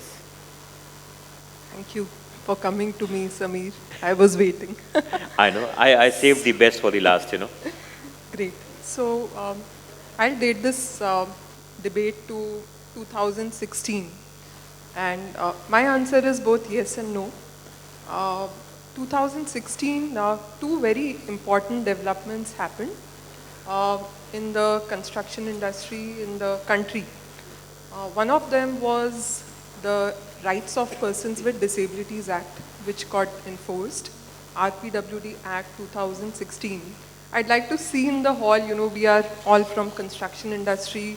There are architects, there are occupiers, there are, people from assets. How many of you know about this act? Well, this is very nice. Very nice, very nice. Pass percentage. Okay. So this is a important development. Absolutely. Which had major clauses for accessibility in built environment. The clauses were specifically targeted to built environment, stating that any infrastructure, whether it's in inception stage or a greenfield project or something which is already operational, will have to meet certain standards and certain guidelines. Now that to me is also very important, going back to the previous conversation that buildings are aging, midlife crisis, and the question why. So do we ask this question, why we need to upgrade a building or why we need to retrofit? Yeah. Because the users are also a set which is always at changing, the back bench. We like to drive the car on our own, forgetting about who we are taking and where we are headed. Absolutely. So that was a game changer. Companies had to comply with those guidelines and with those standards. The other important development that happened was the new National Building Code came into effect, the 2016 version. And thankfully, I'm not going through that midlife crisis because I dived into this work young. And almost 15 years ago, India did not have its own standards. There were guidelines which were hidden in 2005 version of NBC, titled Special Provisions for Special Buildings. So architects and designers went to those provisions only when they were designing a special school for deaf children, something for blind. That's when they went to those guidelines. So that was another very important development, and I'm fortunate that I got a chance, DEOC, my organization got a chance to see those guidelines word by word. When BIS was about to release, there was a huge activism in the disability sector. And they said that, we'll reach the PMO office, hold this publication, because if not now, then when? And if we have to wait for another 10 years, we have missed the bus. So we read through the entire document word by word, and made specific recommendations to ensure that the new code that comes out is universal design aligned. And today I am very happy to report that 95% of our suggestions are in the new NBC. The new Fantastic. NBC that got released. So these I think two- kudos. Thank you so Fabulous much. work, fabulous work. So these two very important developments happened, and that is the reason why companies had no choice. Architects did not have any choice but to adhere to it. Occupiers were asking, from a time when I dived into it, we would wait for companies to give us a call, and very few, early movers in this work would call us to I a think the- point where calls yeah. are coming every day. And Yeah. we are attending and we are, growing. Our tribe is growing. People are understanding what we are talking about. And I'm so happy to see and say that in this hall there are people, there are architects whom I've worked with, there are occupiers, there are clients with whom I've worked No, with. absolutely, and I think that's a credit to the way the entire thought process has been built. So thank you for sharing that. I think it is very, very inspiring that way. Samir, will you allow me to add something on this very nice point Yeah, Chair yeah, covered? While we're talking about a next gen workspaces, next gen cares about inclusivity. Very important topic. I was reading a very important quote somewhere which says, good design is visible, good design is unique, but great design is transparent. The important word transparent here is that whatever hurdles I have for this inclusivity purpose, PWD, gender neutral, when they become transparent, they are no hurdle anymore. That's where the great design evolves. Just wanted to add this point. No, thank you. So just Indeed. want to add and close this thing that I'm passionate about is that we live in a world of specialization today. When you are with a bone ailment, you run to an orthopedician. When you have a headache, you go to a neurologist. When you have any other ailment, you go to a specialist. So accessibility today is a specialized work. Universal design and inclusivity is a specialized domain. So seek help. That's my advice to all people sitting here, people who did not raise their hands in particular, And- because that's the need of the hour. Reach out to experts who will And- guide you and steer you in the right direction. So Ruchira, Not I'll everything. perhaps in the interest of time, I'll also say, I think it is not one-way communication. For the end users who are not aware of it, I think it's a collaborative responsibility of the people who have already worked in this domain to share their stories. I think share what they have done, what they have achieved. And I think that is something which will help our tribe multiply, not grow, multiply effectively. So thank you for sharing that. I'll quickly come to Rahul right now. Rahul, I think I know you are very passionate about sustainability, right? What are the strategies that you have been looking for, or you have worked on to adopt sustainability in your workplace, and specifically around the workplace transformation? So sustainability is, our number one priority across the globe.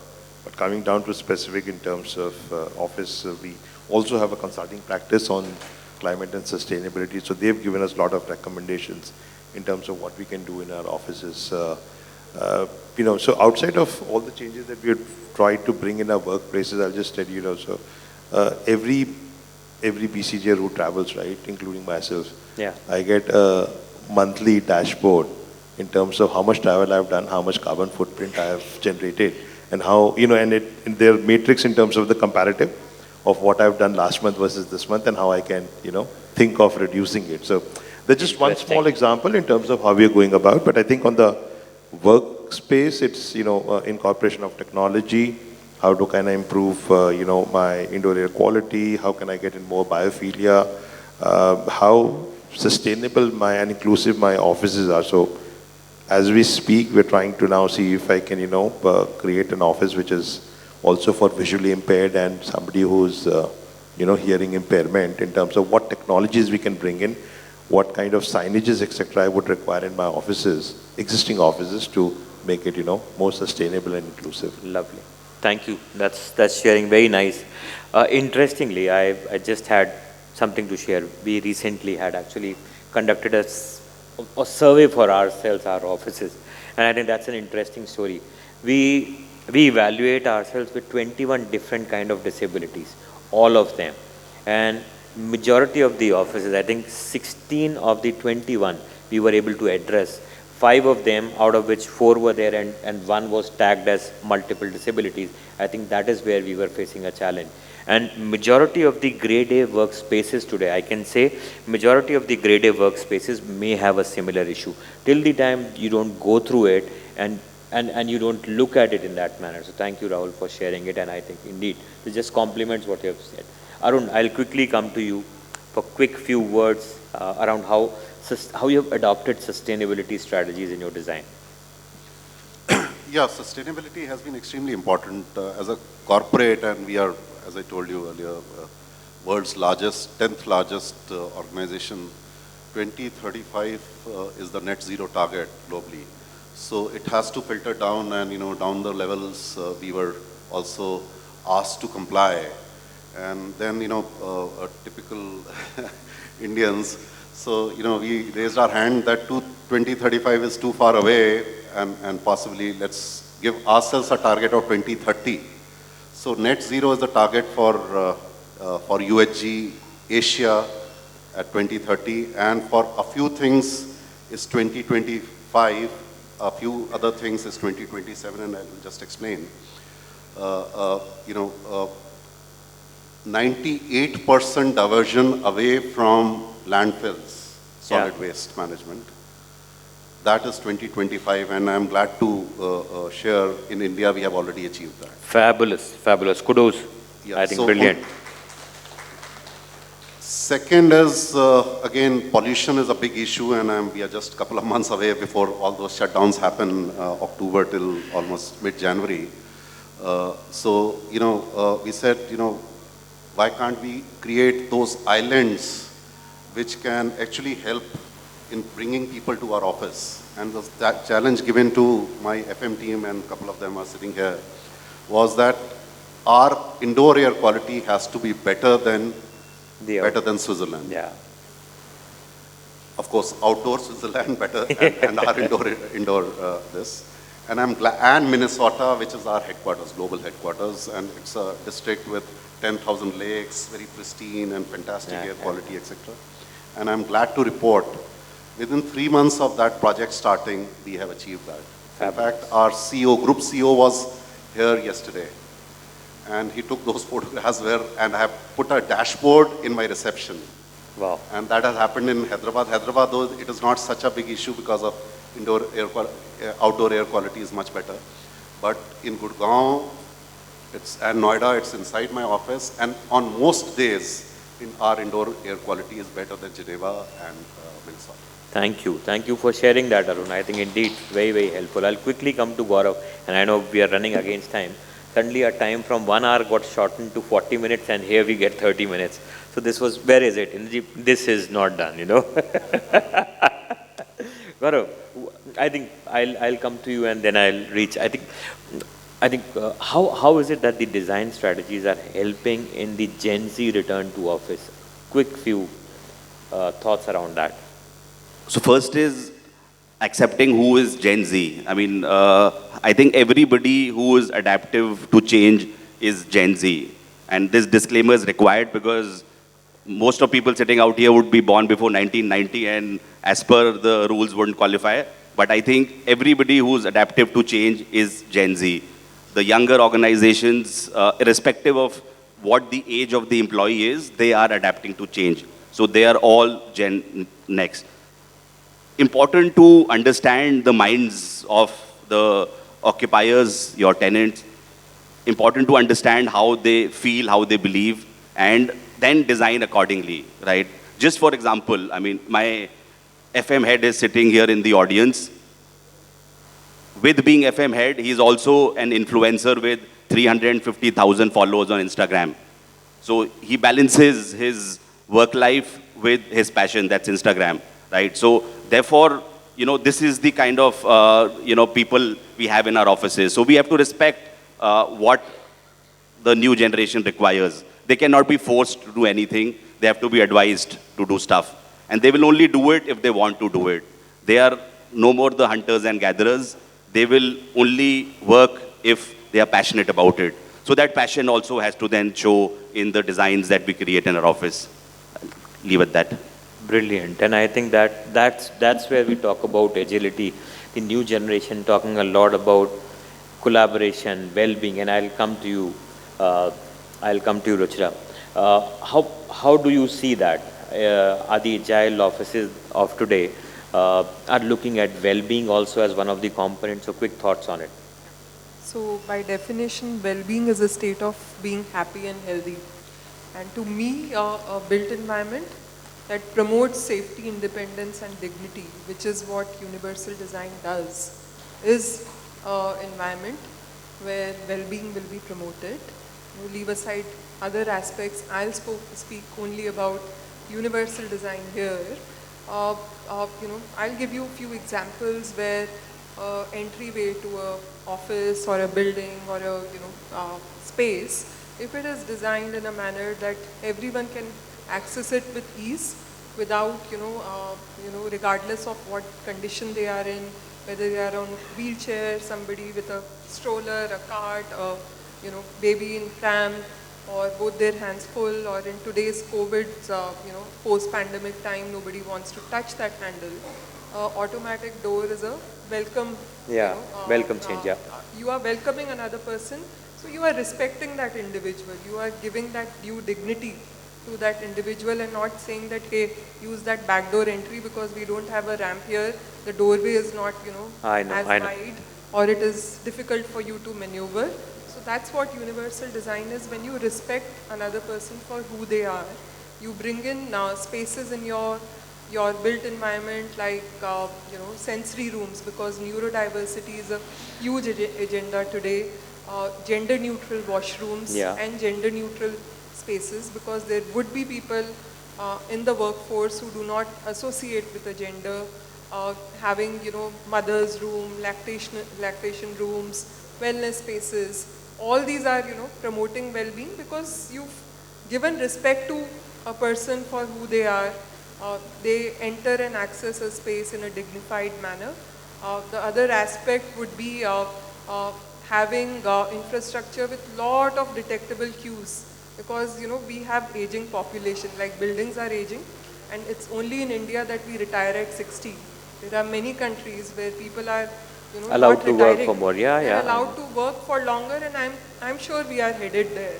So if we deny our buildings with any color contrast, design our signage in a manner that people have to go right next to it to read that letter, is not done. So we need to prep ourselves to infuse those detectable cues, because there would be visually impaired, there would be aging population. Sure. No, I think. accessing it. Thank you. Thank you for that aspect also. Okay, last comments from you before we just wind off, I think. Yeah. You want me to comment? Agility? Yeah. Okay.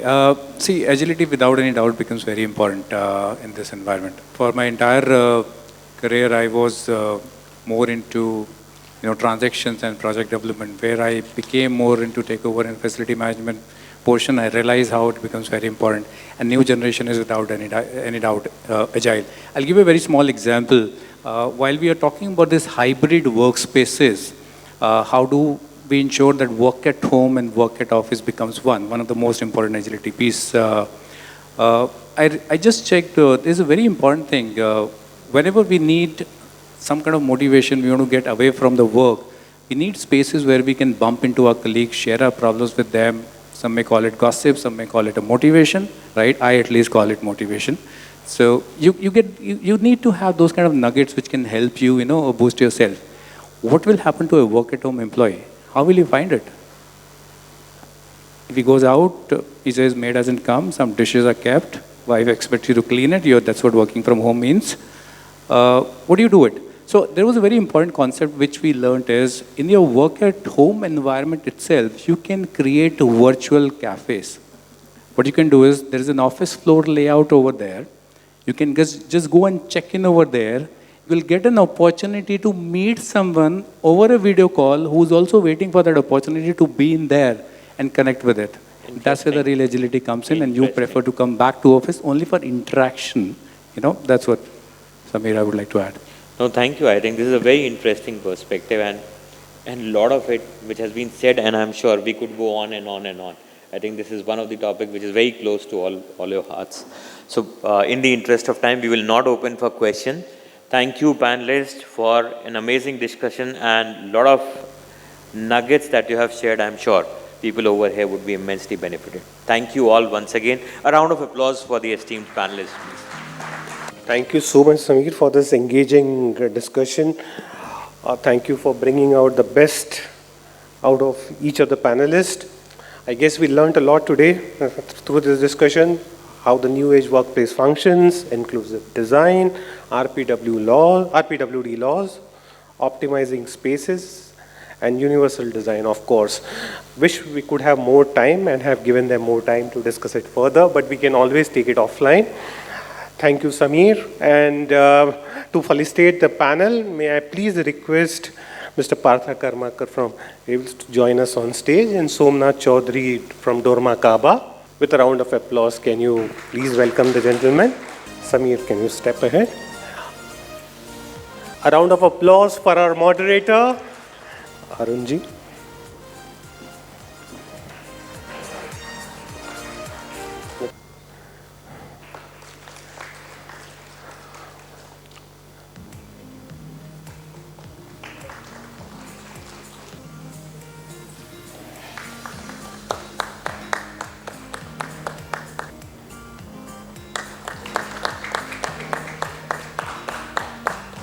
May I please request you all to step ahead for a group photo?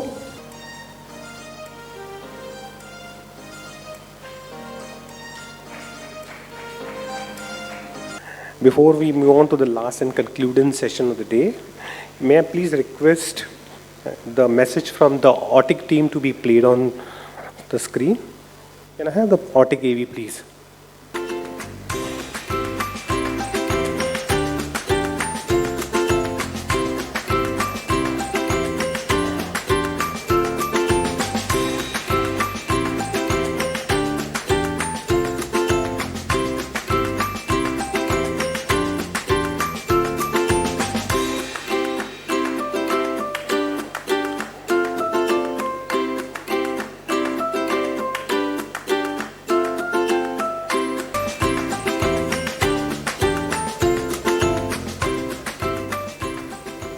And now, our concluding session, changing nature of work and workplaces. And to do the honors, may I please request our moderator, Harshada Pimpalkhare, Senior Director Corporate Fit-Out, Colliers India, to join us on stage and introduce the panel.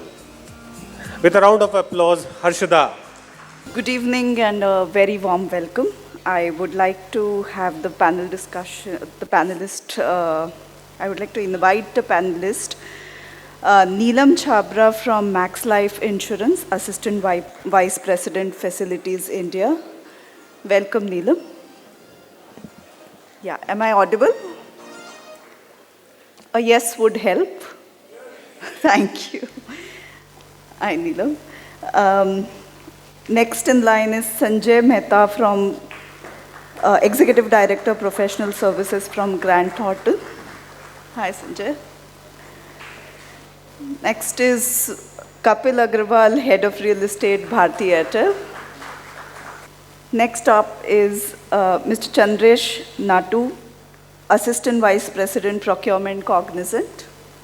And the last panelist is Sheetal Rakhija, Managing Partner, Aon. So very good evening and a warm welcome to the panelists and everyone who is present out here. We know the time is about 8:45 and everybody wants to just disperse and have a good dinner out there. So we'll keep it light. We'll try to make it fun so that you don't get bored. The topic for this discussion today is future of office, the changing nature of work and workplace. But before we get on to the topic, I think most of you all must be knowing the panel, but I would ask them to have a quick round of introduction. I think maybe we can start with Neelam from there. Good evening all.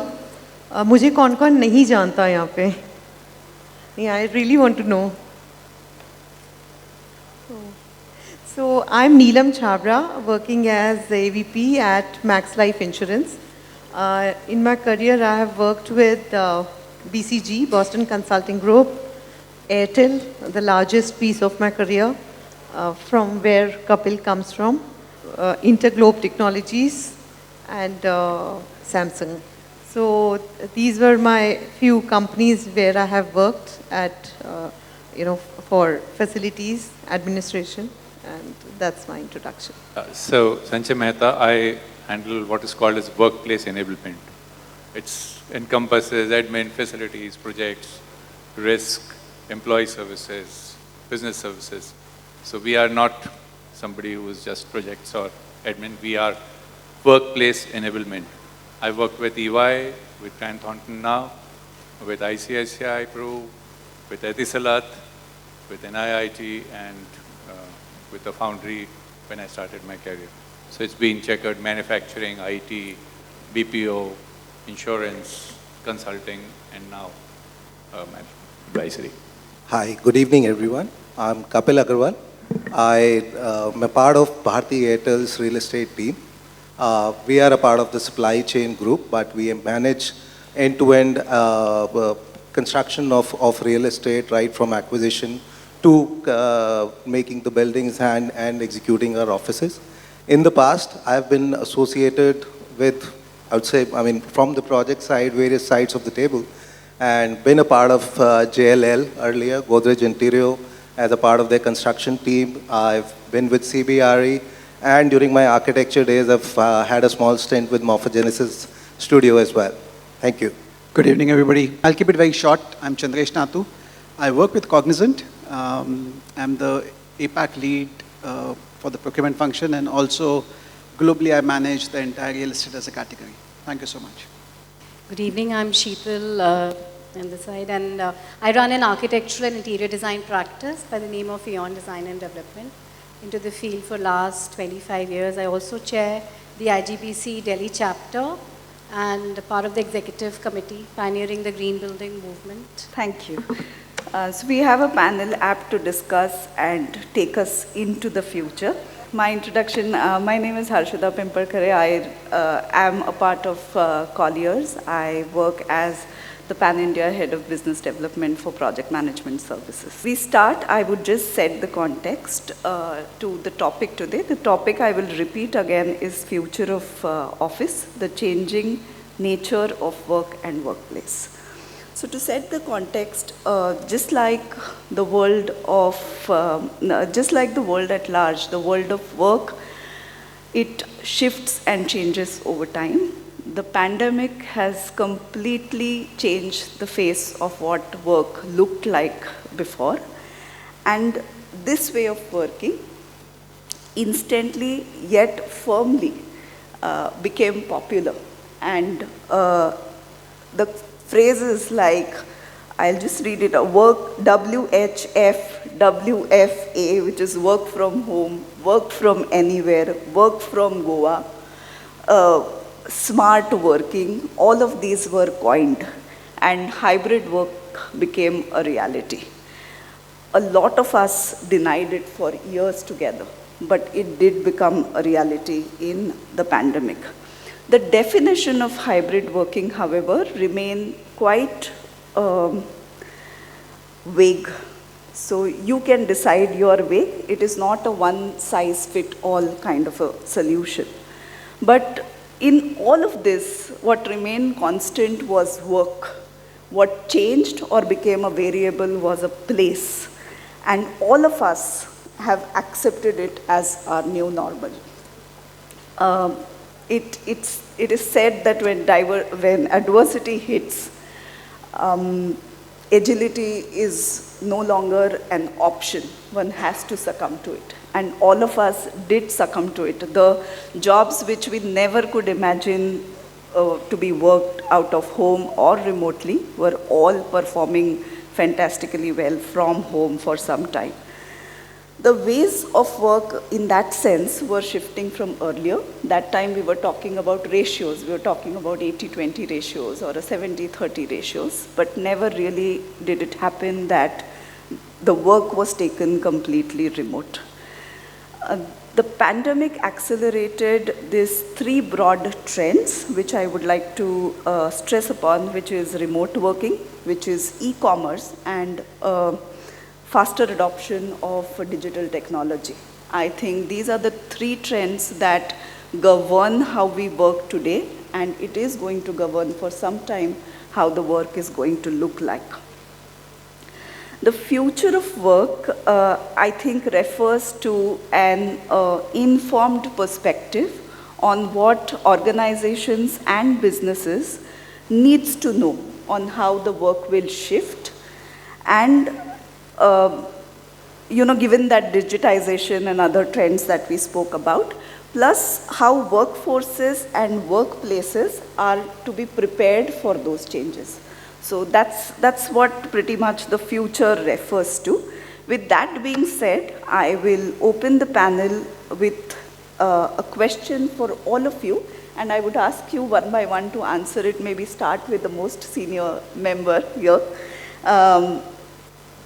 Which is the current work environment in terms of, what is the current work environment in terms of occupancy level as well as other terms in your organization? Have you made any changes in the recent past to accommodate the changing user needs?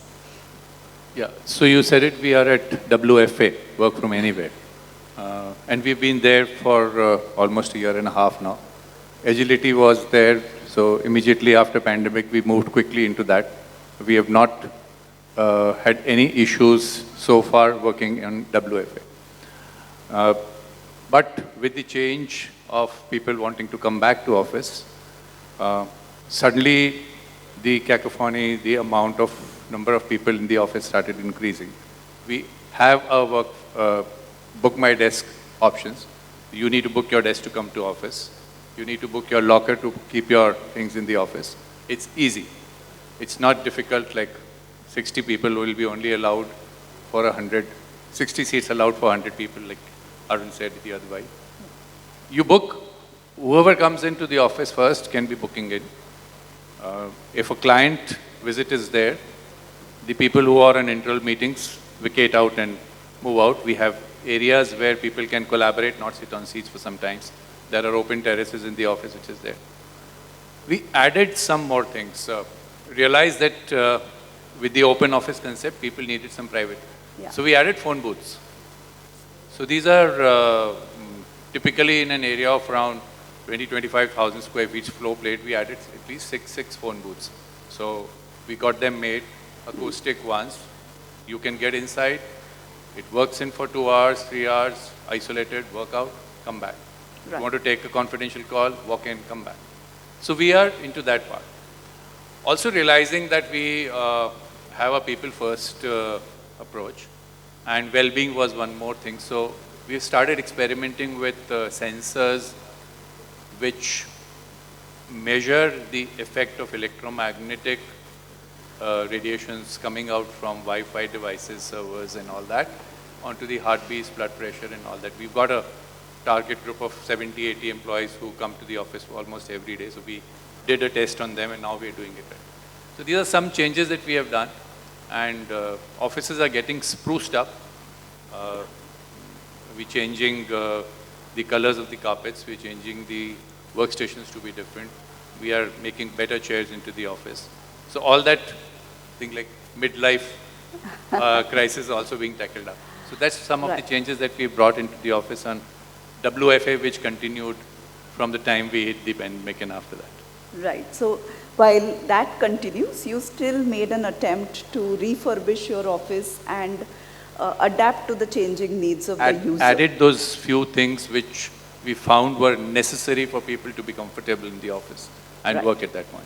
This work from home scenario also, I think, differs from company to company. Some companies have put down a rule of 3 days from office, 3 days from home. Some people have let it be. And I'm sure the facility management team and members here are facing the most difficult issues for dealing with these kind of things. But I will let Neelam to first answer the first question and then move on to the next. So Harshita, I would say at Max Life Insurance, we were fortunately making our new workspace, which is in Udyog Vihar, 1.2 lakh square feet. And that was the time when we were thinking that how we would fit in some of the spaces where, you know, we were in the adjoining area only. How would we do that? And we may have to go for an additional space. But that was the time which was definitely a change for our thoughts, for the real estate strategy. We reached out to the departments. We asked them that what is the number of people they would think that they are critical to be in office, and hence the design phase started. The initial numbers were like 40% would work from home anytime. And hence for about 2,200 people, we designed the building for about 1,300, right? Including, you know, adding on at least 200 more collab spaces. So they are agile spaces, can be booked by anyone, can be used by anyone on first come, first served basis. We did the seat booking app also, but it was not used effectively. Maybe people didn't, you know, felt the need of booking it because they were getting the spaces. Now, recently, just 6 months back, the numbers have now drastically increased. Now there are requests coming in that there are more employees coming in. We have to have, you know, the strategy has now gone to the boardroom to discuss about that we need to have more space. Because, you know, in the occupancy levels which were earlier decided to be 40% work from home, it has now dipped to 25-30%. So for that 10 to 15%, we are looking for more spaces. We are now going to add more. Also, you know, if we talk about the time when Arun Khanna also mentioned that people were not coming to office, you know, the teams decided that there has to be some norm of that these teams have to come to office. So lots of lucrative things were done by facilities. So we had, you know, as caring and collaboration is our value which is published, we have done a lot of things in a large cafeteria, large food court, you know, inviting people that this is what is there, having foodie Fridays, having more people to come to office.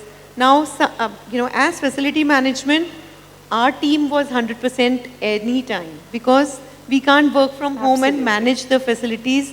Although we say that it's, you know, 40% work from home for others, we have to facilitate those teams who are coming 60%. So this is how the numbers have now changed as what it was in 2020. But again, the effort has been made to bring people back, give them some incentive that they look forward to come back to office. That's right.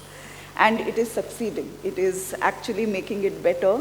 It is increasing your number of people in your office, increasing the operational efficiencies also, I'm sure with that. Yes, so, and today we have completed 1 year in our new building. Today is our first anniversary. Congratulations on that. Kapil, we know you don't have office floor plates, you have buildings. So how about that? So I think amongst all the panelists, I would say, I mean, we are a different organization. And I can also say Neelam can talk about that organization more than me because she's stayed there for quite a long time. But if you look at, I mean, work during the pandemic, I think we were one organization where, I mean, our employees were out in the field while we were all sitting at homes. And so we had Airtel network running in every household. We had new connections being made even when there was someone inside the house with affected with COVID.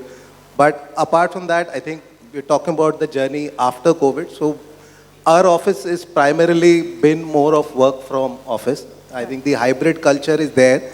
But since we are varied in terms of our teams that are structured, so you can say that the younger part of our teams, the digital teams and the Airtel business side, are teams where the work from anywhere policy or a part hybrid policy is applicable. And we've started accommodating that in all the new workspaces that we're doing. But the rest of our teams and are still more traditional, and I think I have, except for peak lockdowns, have spent every part of my working time at office throughout the last 2 years. So are we saying that work from home doesn't exist for certain segments of the work, or certain companies as a policy, they are not accepting work from home? Is that something that we are sort of getting to? No, so the acceptance is there, but it's just the feasibility. So Airtel has more than 250 office and technical buildings throughout the country, right? And these are people ranging from about 3 to 4 people in a technical building to the largest being an Airtel Center, which is more than 5,000 people. Yeah. So the variety and requirements is different for every office and every building, and the solution is different as well. Right. So part of the business, yes, work from anywhere policy is there, or part hybrid policy is being followed. But the rest of us, I think, us as real estate professionals or facility management, we have to be at the office to facilitate everyone coming, whether it's 10 people or 1,000. So we keep monitoring the increase in the number of people, but I think we jumped our numbers pretty quickly, and I think within a few months we were at 100% capacity. So you are back to work. You are back to office. We never left. I think again the same thing with you. You have big facilities. Cognizant has a huge number of people. Tell us a use case maybe where you had to sort of augment your facilities to welcome the people back. Did that happen? So just quickly, at Cognizant, in last 4 months, there were few really big announcements which was done in terms of future of work. One is it's going to be hybrid, and we are not going to be mandating our associates when to come to office. It's going to be up to them to decide, and the respective teams to decide. We then announced that we are going to be reducing our footprint by almost 40%. We've got a pretty large footprint in India, more than 25 million square feet of real estate space. And then we announced, in fact, just last week that Tier 2 is where we will be expanding more, because we want to set up our offices closer to where our associates are. So we've announced Indore and Bhubaneswar as our next center, where we'll be opening up our office. And then the last part is about refurbishing our existing offices, because, the point is, why should someone come to the office? Does the office really give them what they need? And clearly there is a gap. So to fulfill and bridge that gap, the offices will have to be redesigned to welcome all our associates. Absolutely.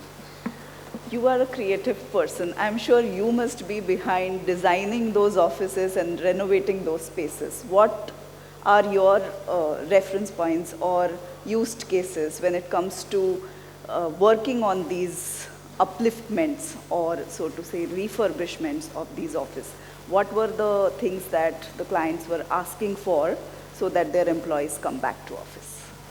So COVID time had been very interesting for us, the silver lining, I would say, because there were many concepts which we would push for earlier, which would get, yeah, absolutely. Like the ratio, the per person area, plus giving hot seats and not having everybody work on desks, give them that flexibility, having these collab spaces or hybrid collabs which are flexible to change as you want, giving a lot of these terraces, green areas. They would always be, we want per person this much area. So in a way, this was very interesting, because adaptability, flexibility, all of that came in. Correct. Territorization went out, absolutely, where you had, every person having his own desk, and even cabins for that matter, so this was this X cabin, this is Y's cabin, all of that went. Now these cabins are more like a mix of cabin come meeting room, so when these people are not, so you need to book them. So then obviously, then you need less space, so three things happened. One was, of course, like they said, that many people were working from home, and most of the firms that we've designed for, while there's been a mix, but mostly they have a flexible thing where, people work 3 days or whatever. So they need to book wherever they need. So, and what I see the future also is that today, with the collaboration of technology, people, we used to say place, now it's not place, it's space. So the workforce decides where, how, and when they want to work. So that's a very interesting concept that has come in. And so they decide who they want to collaborate with, which room they want to make, whether they want to be collaborative today, whether they want to have a focus room, whether they want to have. So then next which happened was the ratio of the fixed seats to the hot seats. Hot seats means collaborative seats and all. That ratio which was 10 to 19 and we used to fight for like, you know, giving more of those hot seats. It's now almost 40%, 30 to 40% in many offices that we've done. So interestingly for us, just before, like just when COVID hit, all these projects that we were done, they went on a standstill. After the first wave of COVID in 2021, they were rethought and redesigned, and they took in most of our, you know, design inputs. And now they've just, you know, 2-3 offices, large scale MNCs we've finished, and people just love it. If people love to be back because it's centered around the framework of human-centric design. It's not just, you know, office space. It's about their thermal comfort, acoustic, day lighting, natural lighting, biophilic, you name it, it's all there, you know. So people love coming, you know, they are all back and they love to. Now they're, of course, they're fighting like they said that, you know, now they need more numbers. So this is the change we saw big time. And what's happened is, so coming from that IGBC and projects that we've always done have been, you know, the focus has been environment responsibility. And our projects have like been a benchmark in terms of energy efficiency, in terms of, you know, how much human-centric, of course, you know, how much of oxygen is there, how much is it healthy, PM 2.5, we've always been doing that. Now it's become so much easier because everybody understands that language. Absolutely. So we see now it's so much more easier to get all of that done, you know, so. But that brings me to another question. While, you know, we have wishes, we have list of things that we need our offices to have, we have list of demands that needed to be fulfilled after COVID. I have 2 people here who manage facilities day in and day out, and I want to target this question to Neelam and Mr. Nathu. Can you talk about some of the upsides and operational challenges that you face, given that there is a surge of people wanting to get back to office, and then suddenly there is a day when there is nobody in the office. The offices are designed for a certain number of people in terms of the design of HVAC, in terms of the everything pretty much. How do you really manage that? And how do you manage the numbers for the business? Because ultimately, every seat counts, right? So how do you really deal with that on an operational level? Yeah, so it starts with parking. Parking definitely, when we talk of hybrid model, you know, we had not designed it as much for the 100% people to come in. There is an issue. We are now taking up additional area. We are first in Gurgaon to have valet services for parking in our own standalone building. So that helps people to just park near the main gate and they just go for their meetings. You know, if we talk of the operational challenges, yes, it impacts the occupancy at the cafeteria at the peak hours. HVAC, definitely, when people are more, it impacts. The meeting rooms are like, if it's a capacity of 10, there are 20 people with extra chairs, it impacts the air condition there.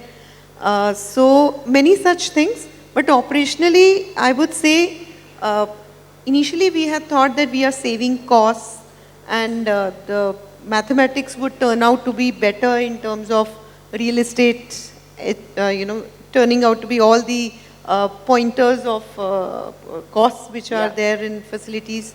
But somehow it is now not as you would say 30% saving, but it is now going back. You know, we are not saving as much what we had thought. But was there a point when you decided to downsize or do adjustments in the design of the office space to bring down to bring in the efficiencies and? So as I mentioned, we were fortunate, I would say, we were designing our office at the same time, 2019, right, when the COVID came in, and we moved into a hybrid numbers. Sure. So the numbers were designed that way, but now it's going up. Yeah. How about? Yes, I'll just, not cover the same points, but the only thing which was different in our case was that we had planned in a way that we were opening up floors depending upon what the demand was. So we did not open up our entire set of facilities. So even today, we don't have more than 40% of our floors which are operational, and which has been worked along with business and HR. I think one of the things which is extremely important going forward for everybody who is here is to really understand what the business wants and needs, and when do they really want to come and operate, and what's the HR strategy in terms of the engagement and so on and so forth, so that there is a very well alignment in terms of the support and the experience what we are providing. Because it shouldn't happen that an associate who is coming to office is not getting a good experience just because you've decided not to open up the entire facility. So that's a very important factor, and how you are ensuring that all those aspects are getting covered. Also to add, Harshada, facilities management is the executor here. So HR and all the business player, the leads, play a big role in the office Policies management and the all numbers. Decided so by HR makes the policies, business wants those policies, Correct. and facilities executes it. Right. So I think this gives us an idea of where we are today, which we were not prepared for. But I think the pace at which everything sort of you got it all together was absolutely phenomenal. And I think COVID taught us that you have to behave as if the future has come. We would have never done this so fast had it not been for COVID. That brings me to my another question, and Sanjay, I would like you to take that. What are the constants from the past and the present that you see getting carried into the future of the office? So the constants are only two. We call them occupiers, I call them users, and the physical infra. But are they really constants? No, they're changing. That's what. Yeah, so there is nothing which is constant except the brick, mortar, and the human which is there. It has to be agile.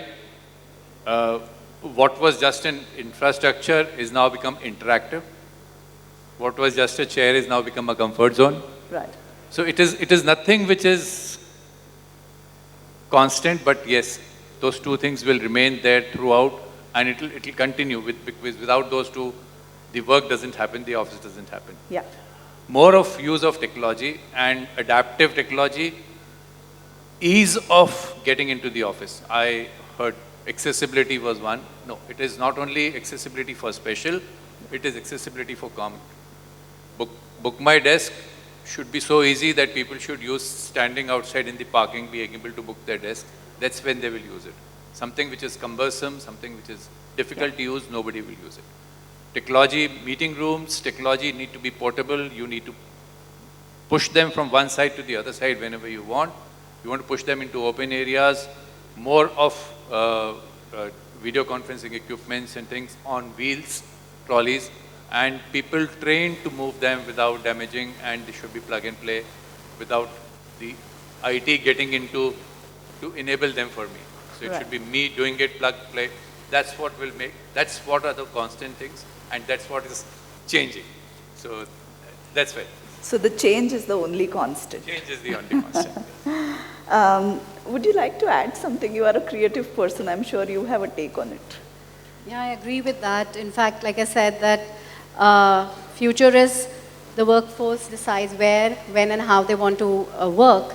So apps and Internet of Things and all of this really helps, because you can, easily from the comfort of your home decide, We are doing a very interesting project. It's a large development where there are these offices where we are giving like garden areas where they're going to be these pod offices which are collapsible.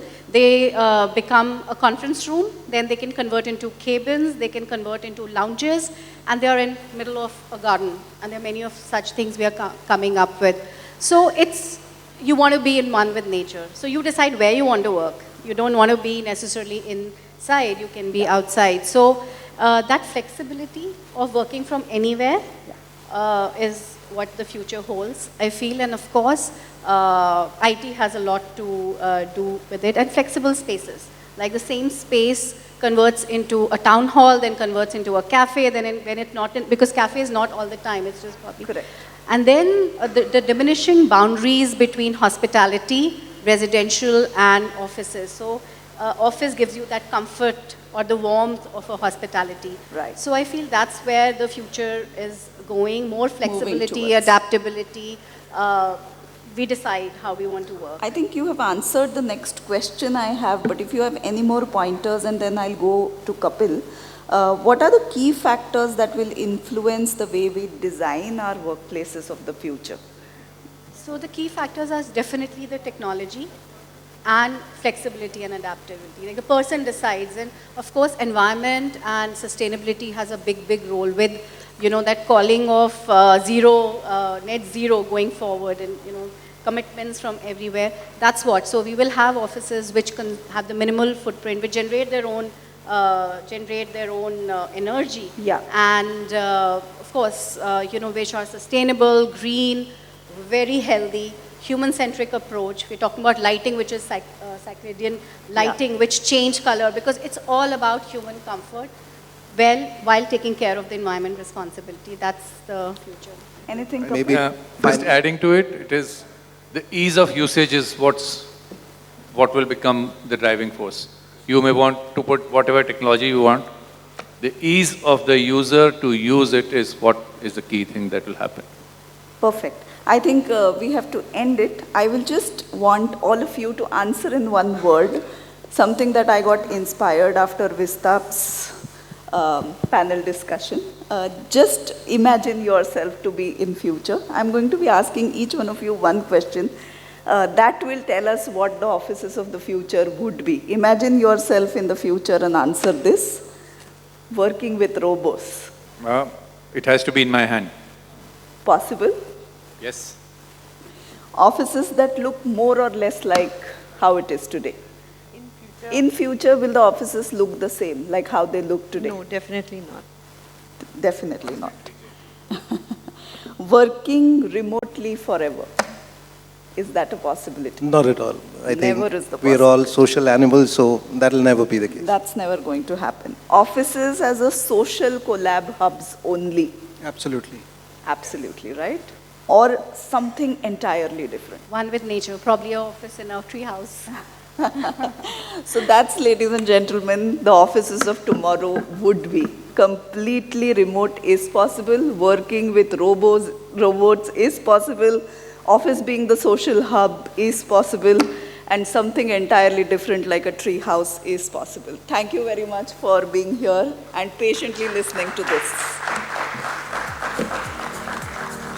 Harshada, thank you so much for that beautiful moderation. I could see she dragged all the speakers out. She got them in line with all her points, and she did all her efforts. And thank you so much for bringing this together for us. I would love to call on stage Mr. Rohit Raju from Mr. Rohit Raju Philip from Nescafe, who is the senior channel executive with the brand, and also Mr. Umesh Gai, who is the managing director at Otic Partitions, to give them and this beautiful panel that we had a small token of appreciation from our end. Requesting both the gentlemen to please come on stage. Rashmi, please note equal diversity here in this panel. Yes. Yeah, I know that. No, that's my bad actually. But Harshada, the first one goes to you. Thank you so much for beautifully putting in this panel. The next one goes to Mr. Chandresh Natu from Cognizant. Mr. Chandresh, thank you so much for joining us. We next have Mr. Kapil Agarwal, the head for real estate at Bharti Airtel. We next have Ms. Neelam Chhabra, the Assistant Vice President for Facilities India at Max Life Insurance. We have Mr. Sanjay Mehta. Thank you so much. And Mr. Mehta joined us from Grant Thornton. Thank you so much, Mr. Mehta, for joining us here. And finally, we have Ms. Sheetal Rakheja, the managing partner at Aeon. Thank you so much, Sheetal. With this, we conclude this the conference for today, ladies and gentlemen. Thank you so much for joining in. I would call on stage the Managing Director for ITP Group Media, Mr. Bibor Shrivastava, to deliver the vote of thanks for the evening.